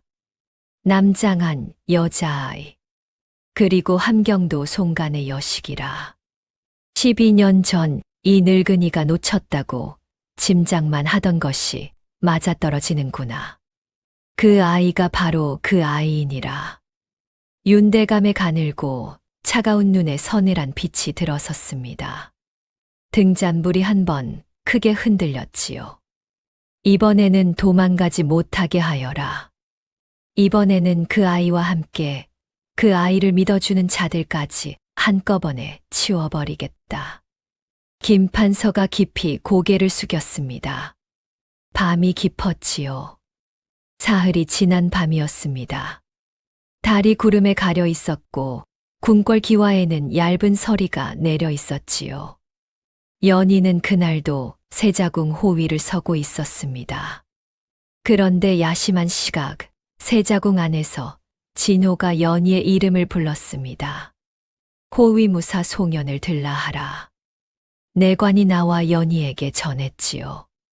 연희는 환도를 허리에 차고 세자의 집무실로 들어갔습니다. 집무실에는 진호 혼자 있었지요. 자주색 골룡포를 걸치고 서안 앞에 앉은 진호의 얼굴은 창백했습니다. 눈 밑의 검은 그늘이 더 짙어져 있었지요. 저하, 호위무사 송연 드옵니다. 문을 닫아라. 연희가 문을 닫았습니다. 진호는 서안 위에 놓인 환도를 천천히 집어들었지요. 은으로 장식된 귀한 칼이었습니다. 송연. 예, 저하. 할아버님께서 내 이름을 말씀하셨다. 할아버님 말씀에 내가 영상대감의 적이라 하시더구나. 내가 이세자의 목숨을 노리는 자라 하시더구나. 저하, 소인은 세자 저하의 호위무사이옵니다. 그러하냐? 할아버님 말씀이 틀렸다는 것이냐? 할아버님께서는 이세자에게 마지막 시험을 내리셨다. 네, 호위무사의 목을 이세자의 손으로 베라 하셨다. 그것이 이세자의 책봉 마지막 시험이라 하셨다. 진호의 손이 환도의 자루를 쥐었습니다. 자루를 쥔 손가락이 조금 떨렸지요. 연희는 무릎을 꿇은 채 고개를 들어 진호를 바라보았습니다.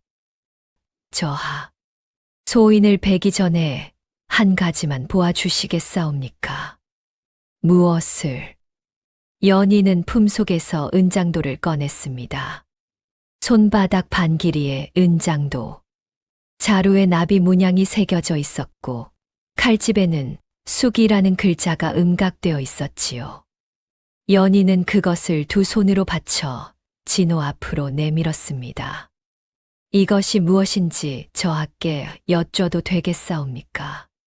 진호는 은장도를 보았습니다.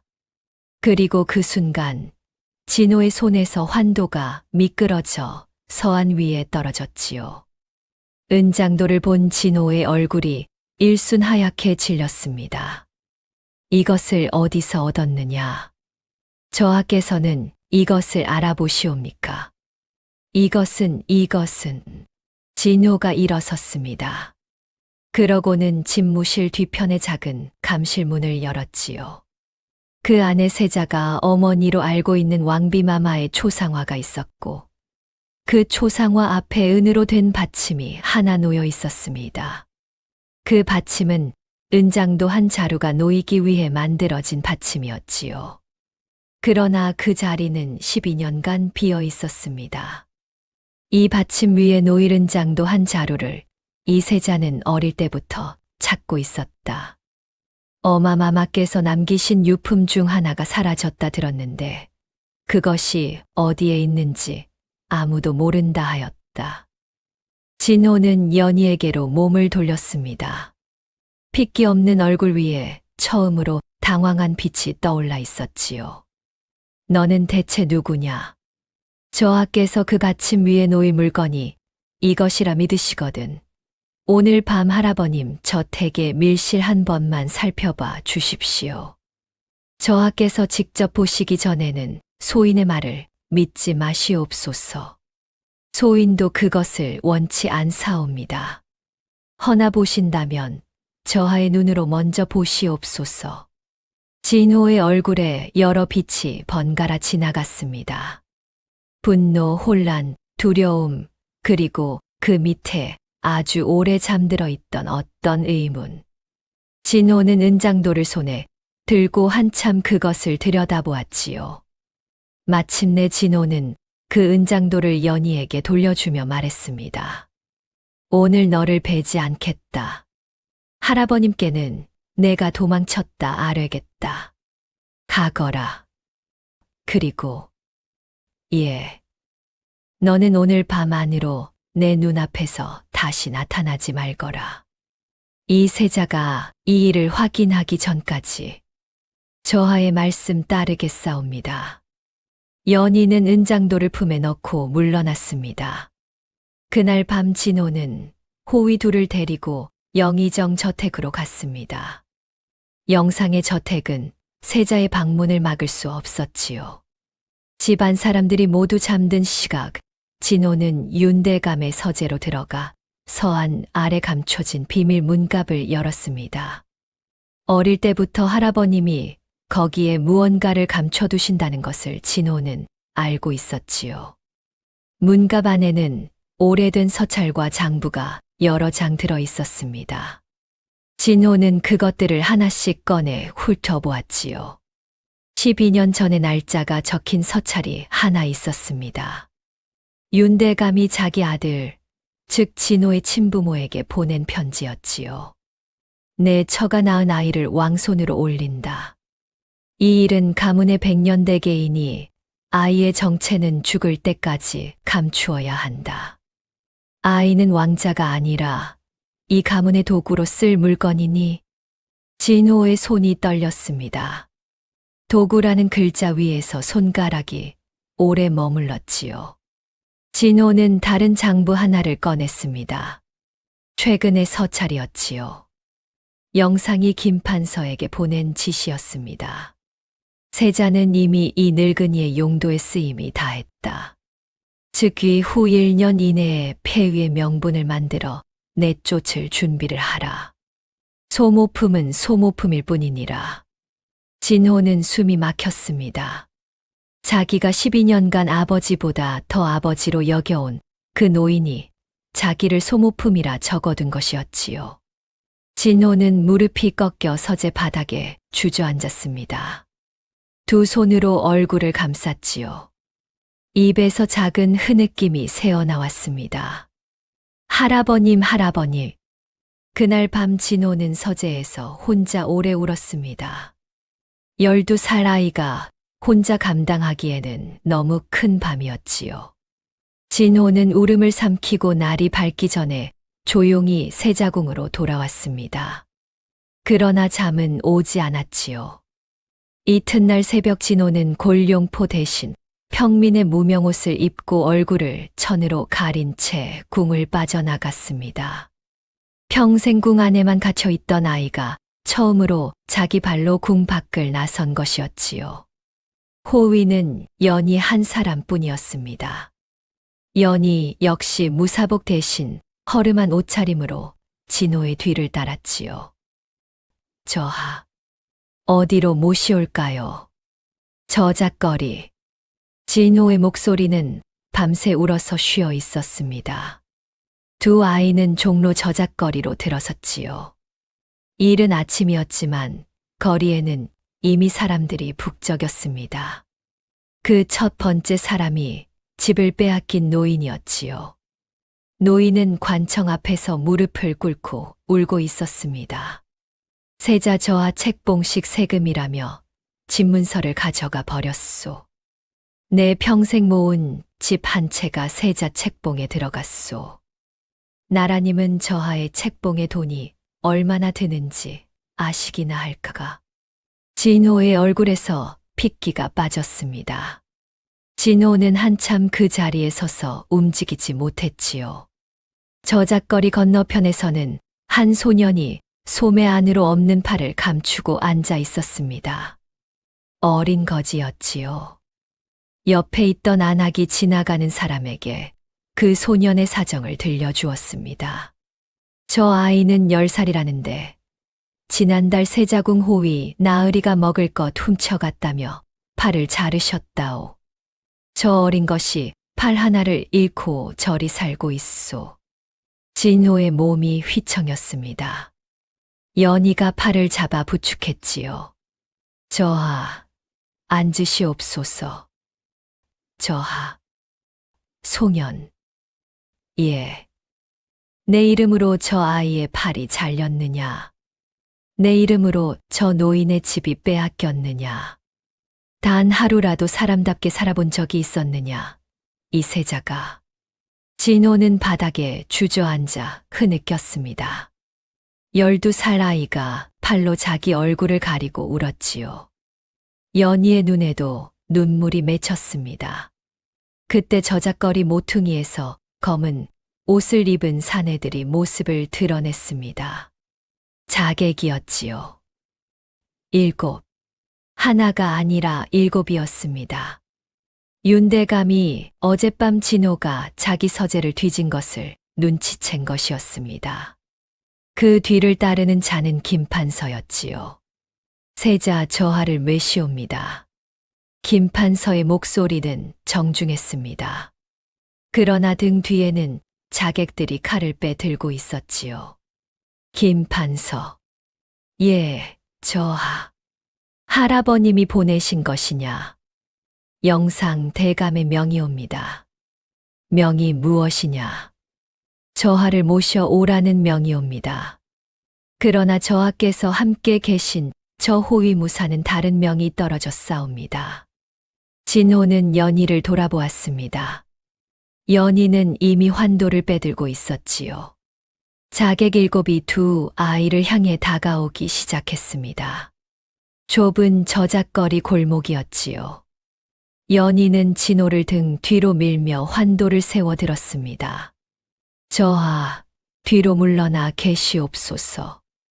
너를 두고 갈 수 없다. 저는 호위무사이옵니다. 저하께서 뒤로 가시는 것이 제 임무이옵니다. 자객들이 먼저 달려들었지요.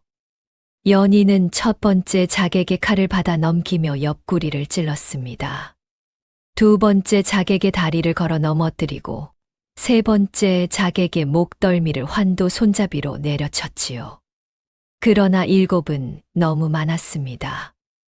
연희의 어깨에 얕은 상처가 났고 뺨에도 피가 튀었지요.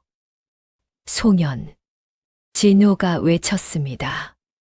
그 순간 연희의 등 뒤 지붕 위에서 화살이 겨누어지고 있었지요. 활을 든 자객 둘이 지붕 위에 올라가 있었던 것입니다. 화살 셋이 연희의 등을 향해 시위를 떠났습니다. 진호가 달려들었습니다. 12살 아이가 자기 몸을 던져 연희의 등 뒤로 들어섰지요. 작고 가는 몸이 화살 셋을 가슴으로 받았습니다. 첫 번째 화살이 가슴에, 두 번째 화살이 어깨에, 세 번째 화살이 옆구리에 박혔지요. 진호가 연희의 등에 기대며 무너져 내렸습니다. 저하. 연희가 돌아서서 진호를 받았습니다. 자객들이 우르르 물러섰지요. 세자를 쏜 것은 그들의 본의가 아니었습니다. 연희만을 죽이려 한 것이었는데 진호가 그 앞을 막은 것이었지요. 김판서의 얼굴이 파랗게 질렸습니다. 저하. 김판서. 진호가 픽거품을 머금고 입을 열었습니다. 목소리는 이미 작아지고 있었지요. 할아버님께 가서 아뢰어라. 이 세자가 할아버님이 말씀하신 소모품이 아니라는 것을 오늘에야 알았다고. 저하. 물러가라. 이 세자의 마지막 명이다. 김판서는 자객들을 데리고 급히 물러났습니다. 세자가 화살을 맞은 것을 본 이상궁으로 돌아가 변명을 준비해야 했지요. 골목에는 연희와 진호 둘만 남았습니다. 연희는 진호를 품에 안고 바닥에 주저앉았지요. 진호의 입가에서 피가 흘러 연희의 소매를 적셨습니다. 저하 정신 차리시옵소서. 제가 의원을 부르겠습니다. 송연 아니 누님. 진호가 희미하게 웃었습니다. 12살 아이가 처음이자 마지막으로 지은 평온한 웃음이었지요. 내가 은장도를 알아보았을 때부터 누님이 누구인지 짐작했습니다. 어마마마의 초상화 아래 그 받침이 비어 있었던 12년 동안 나는 늘 그 빈자리가 이상했습니다. 이제야 알았습니다. 그 자리가 누님의 것이었다는 것을. 저하, 말씀을 아끼세요. 누님. 예. 나는 평생 사랑받은 적이 없었습니다. 할아버님의 사랑도, 이 궁 사람들의 사랑도 다 거짓이었습니다. 그 거짓 속에서 나는 사람을 미워하는 것만을 배웠습니다. 매를 든 내 손이 나조차 무서웠습니다. 오늘 저작거리에서 저 소년의 없는 팔을 보고 나는 처음으로 울었습니다. 그리고 지금 누님을 지키려고 몸을 던진 이 순간 나는 처음으로 사람이 되었습니다. 연희의 눈에서 굵은 눈물이 진호의 얼굴 위로 떨어졌습니다. 눈물이 진호의 입가에 피를 씻어냈지요. 오라비. 연희가 부르는 목소리가 떨렸습니다. 오라비라 불러도 되옵니까? 누님의 핏줄이 제 것은 아니나 오늘 누님과 나는 남매입니다. 오라비. 누님 좋은 왕이 되어 주십시오. 나 같은 아이가 다시는 나오지 않는 그런 나라. 진호의 눈이 스르르 감겼습니다. 가슴에 오르내림이 멎었지요. 연희의 품에서 12살 아이가 너무 가볍게 숨을 내려놓았습니다. 연희는 진호의 얼굴에 얼굴을 묻고 오래 흐느꼈지요. 골목 입구에서 찬바람이 한번 불고 지나갔고 저작거리 너머 어딘가에서 닭이 울었습니다. 이렇게 가짜 세자 진호는 자기가 가짜인 줄 알게 된 바로 그날 누이의 품에서 숨을 거두었습니다. 12살이었지요. 얼마나 시간이 흘렀는지 알 수 없었습니다. 연희는 진호의 식어가는 얼굴을 품에 안고 골목 바닥에 주저앉아 있었지요.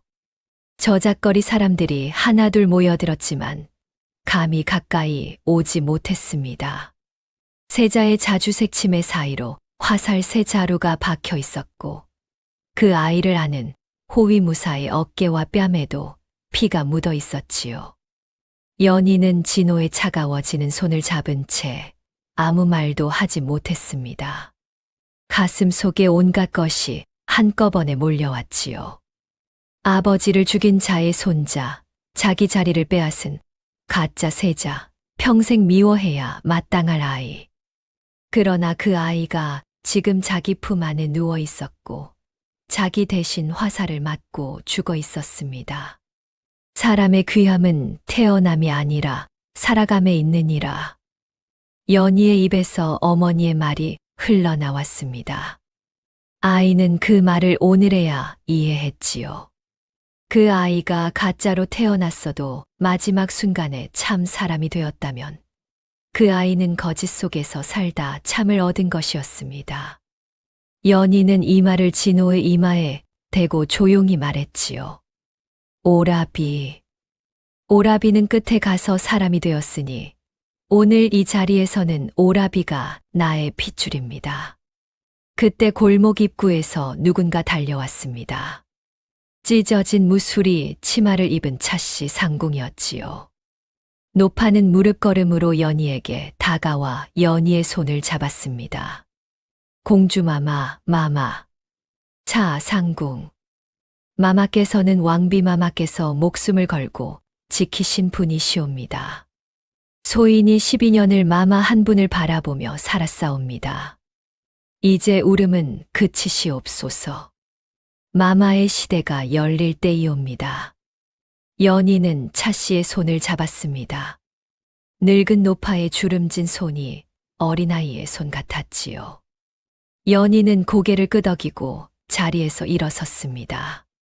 진호의 시신 위에 자기 무사복 위에 걸쳤던 겉옷을 덮어주고 차씨를 부축해 궁으로 향했지요. 궁에 도착했을 때 임금은 이미 모든 소식을 듣고 있었습니다. 병상에 누운 임금은 떨리는 손으로 상소 한 장을 쥐고 있었지요. 그것은 3년간 임금이 비밀리에 모아온 윤가의 비행 증거였습니다. 연아, 아바마마, 때가 왔다. 임금은 연희에게 상소와 함께 한 자루의 옥새를 내주었습니다. 옥새 뒤에는 임금이 친필로 남긴 전이 교지가 있었지요. 이 늙은 아비는 이제 오래 가지 못한다. 허나 오늘 하루는 버틸 힘이 남아있다. 내가 대전으로 나서거라. 이 아비가 옥좌에 앉아 내 뒤를 지켜주마. 아바마마, 가거라. 아비의 마지막 힘이 내 편에 있다. 그날 한낮 대전에서는 긴급 어전회의가 열렸습니다. 병색이 완연한 임금이 용상에 앉았고 그 옆에 남장을 풀고 여인의 옷으로 갈아입은 12살 소녀 하나가 섰지요. 허리에 은장도를 찾고 가슴에는 왕비마마의 유서를 품었습니다. 그 뒤에는 차씨 상궁이 무릎을 꿇고 있었습니다. 대전 가운데에는 포승줄에 묶인 윤대감이 무릎을 꿇고 있었지요. 어전 옆자리에는 마찬가지로 묶인 김판서가 고개를 숙이고 있었습니다. 그리고 군졸들에게 안내되어 한 여인이 대전 앞들로 들어왔지요. 해진 치마에 갓난아이를 업은 여인, 지난 겨울 강가에서 연희가 가락지를 건넸던 그 어미였습니다. 진실이 드러나는 순간이 왔지요. 영상대감. 임금의 목소리가 울렸습니다. 약했지만 또렷했지요. 고개를 들라. 윤대감이 고개를 들었습니다. 그러나 그 눈은 여전히 서늘했지요. 전하, 이 늙은 신하가 무슨 죄를 지었다. 이리 끌려 나왔사옵니까? 참으로 알 수 없는 일이옵니다. 영상. 이제는 말장난이 통하지 않느니라. 12년 전 왕비가 낳은 공주를 없애라 명한 자가 누구냐? 세자로 앉힌 아이가 누구의 친손자였느냐? 너의 서재 문갑에 든 서찰은 오늘 숨진 세자가 내 친손자였음을 증명하지 않느냐? 전하, 하오나. 닥치라. 임금의 기침에 대전이 울렸습니다. 윤대감의 얼굴이 처음으로 조금 흔들렸지요. 연희가 한 걸음 나섰습니다. 품속에서 은장도를 꺼내 그 자리에 있는 모든 이들 앞에 들어보였지요. 이것은 돌아가신 왕비마마의 유품이옵니다. 자루에 새겨진 나비 문양과 칼집에 쑥 자는 세자궁에 있는 왕비마마의 초상화, 아래 비어있던 은받침의 짝이옵니다. 12년 전 이 은장도는 공주마마를 맡긴 송간의 집에 함께 건네졌사옵니다. 차씨 상궁이 고개를 숙이며 증언했습니다. 소인 차씨, 12년 전 영상대감의 명을 받들어 공주마마를 강에 던지러 가던 길의 명을 어기고 마마를 변방 송간에 맡겼사옵니다. 그 벌로 영상대감께서 소인에게 내리신 독차를 마시고 살아남아 역적의 누명을 쓰고 쫓겨났사옵니다. 소인의 오른쪽 입과 흉터가 그날의 증거이옵니다. 이 모든 일을 전하께 알을 나를 12년간 기다렸사옵니다. 윤대감의 얼굴이 하얘졌습니다. 그러나 아직 한 가닥 변명이 남아있다는 듯 그는 입을 열었지요. 전하, 저 늙은이의 말은 미친 노파의 헛소리이옵니다. 12년 전의 일을 누가 증거할 수 있다고? 영상대감. 이번에는 김판서가 입을 열었습니다. 머리를 숙인 채였지요. 대감의 명으로 12년간 제가 감추어온 일을 오늘 이 자리에서 아뢰옵니다. 김판서. 윤대감이 눈을 치떴습니다. 그러나 김판서는 고개를 들지 않았지요. 12년 전 왕비마마의 산실에 들어가 공주마마를 넘긴 자가 소인이옵니다. 대감의 친손자 진호 도련님을 왕손이라 속여 데려온 자도 소인이옵니다. 왕비마마의 산후 의원을 매수하여 독을 쓰게 한 자도 소인이옵니다.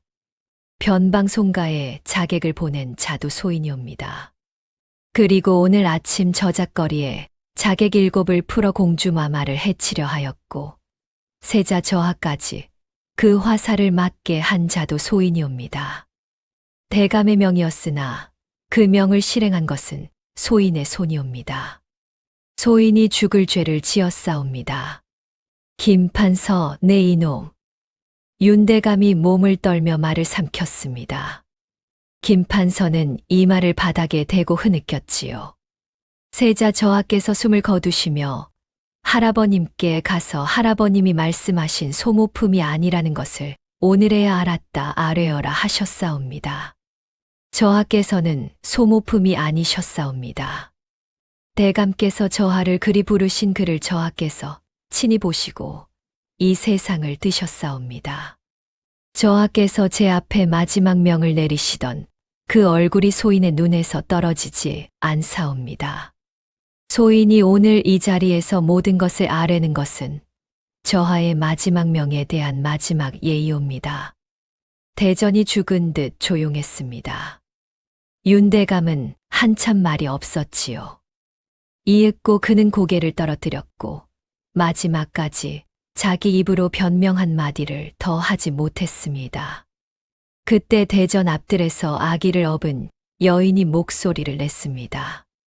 전하, 소인에게도 아를 일이 있사옵니다. 임금이 눈짓으로 허락했지요. 소인이 어젯밤 옆집에서 관군 둘이 수군거리는 것을 들었사옵니다. 저작거리에 7을 풀어 그 호위무사 놈과 세자까지 한꺼번에 없앤다더라 하는 말이었사옵니다. 소인이 감히 관가에 가지 못하고 가슴에 품고만 있었사오나 공주마마께서 지난 겨울 강가에서 소인의 아이와 소인의 목숨을 구해주신 은인이시라는 것을 어제 들어 알고 이 한 몸 죽더라도 오늘 증언코자 왔사옵니다. 여인은 그 말과 함께 품에서 무언가를 꺼냈지요. 지난 겨울 연희가 건넨 그 은가락지였습니다. 가느다라는 실을 꼬아 만든 소박한 물건. 여인은 그 가락지를 두 손으로 받쳐 올렸습니다.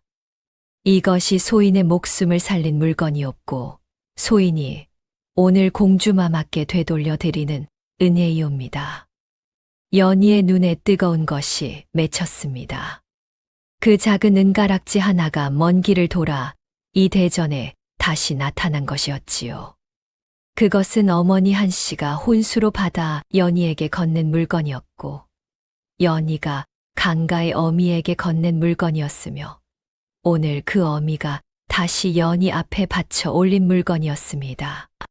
선행은 돌고 돌아 자기에게 돌아오는 것이었지요. 임금이 떨리는 손을 들었습니다. 영상 윤가의 삼족을 멸하라. 호조판서 김가는 자백의 공을 참작하여 유배에 처한다. 영상의 재산은 전액 몰수하여 세자 책봉 세금으로 집을 빼앗긴 백성들에게 되돌려 주어라. 차 상궁 차 씨는 정일품의 예로 품계를 복원하고 그녀가 받은 누명을 지운다. 저 은혜로운 부인에게는 토지와 집을 하사한다. 성은이 만극하옵니다. 모든 이가 엎드렸습니다. 윤대감은 끌려나가며 외마디로 외치려 했으나 국문을 나서자 모여든 백성들이 던지는 돌 한 개가 먼저 그의 입을 막았지요. 그날 저녁 임금은 옥좌에서 연희의 손을 잡고 눈을 감았습니다. 마지막 숨을 아껴 저 딸의 얼굴 하나를 보고 가신 것이었지요. 연아, 아바마마, 이 아비가 오래 기다렸다. 아바마마, 이 딸이 여기 있사옵니다. 고맙구나. 임금은 옅게 웃으며 숨을 내려놓았습니다. 용상 아래에서 연희는 오래 엎드려 울었지요.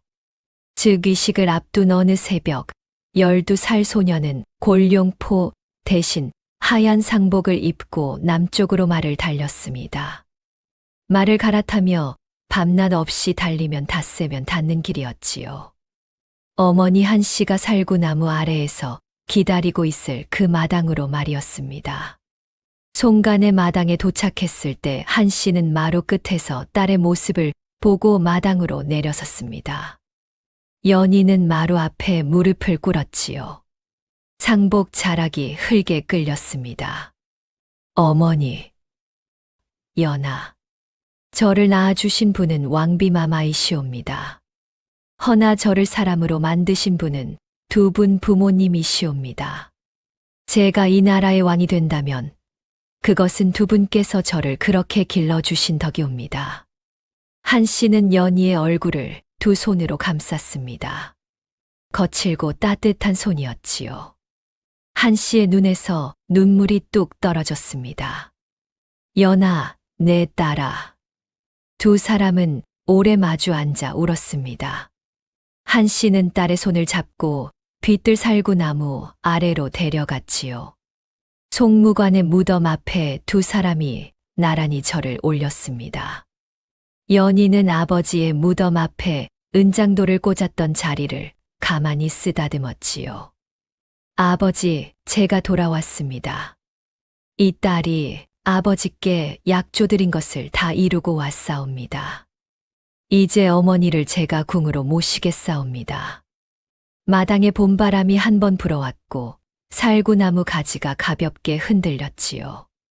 한양으로 돌아온 연희는 이 나라 최초의 여왕으로 즉위했습니다.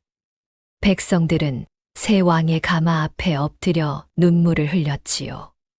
진호에게는 왕제의 예로 장례를 치러주고 그의 관 안에 어머니의 은장도 한 자루를 함께 넣어 묻었습니다. 그 자리에서 연희는 속으로 말했지요. 오라비, 어머니의 곁에서 편히 가시옵소서. 이제 오라비는 어머니의 아들이옵니다. 차씨 상궁에게는 정일품의 예가 내려졌고 훗날 노환으로 세상을 떠났을 때 왕비의 묘 옆자리에 안장되었습니다. 양어머니 한씨는 궁에 들어와 여왕의 어머니로서 여생을 보냈지요. 강가의 그 어미에게는 하사받은 땅 한 마지기에 집 한 채가 생겼고 그 아이는 자라 훗날 연희의 호위무사가 되었습니다. 백성들은 새 여왕의 시대를 노래했지요. 핏줄로 왕이 되는 것이 아니라 사람으로 왕이 되는 것이니라. 태어남이 아니라 살아감이 사람을 귀하게 만든다는 말은 이 이야기와 함께 아주 오래 전해져 내려왔습니다. 그 말은 한 어머니가 변방의 딸에게 매일 아침 들려주던 말이었고 한 어린 공주가 12살에 비로소 이해한 말이었으며 한 나라의 새 왕이 용상에 앉으며 마음 깊이 새긴 말이었습니다.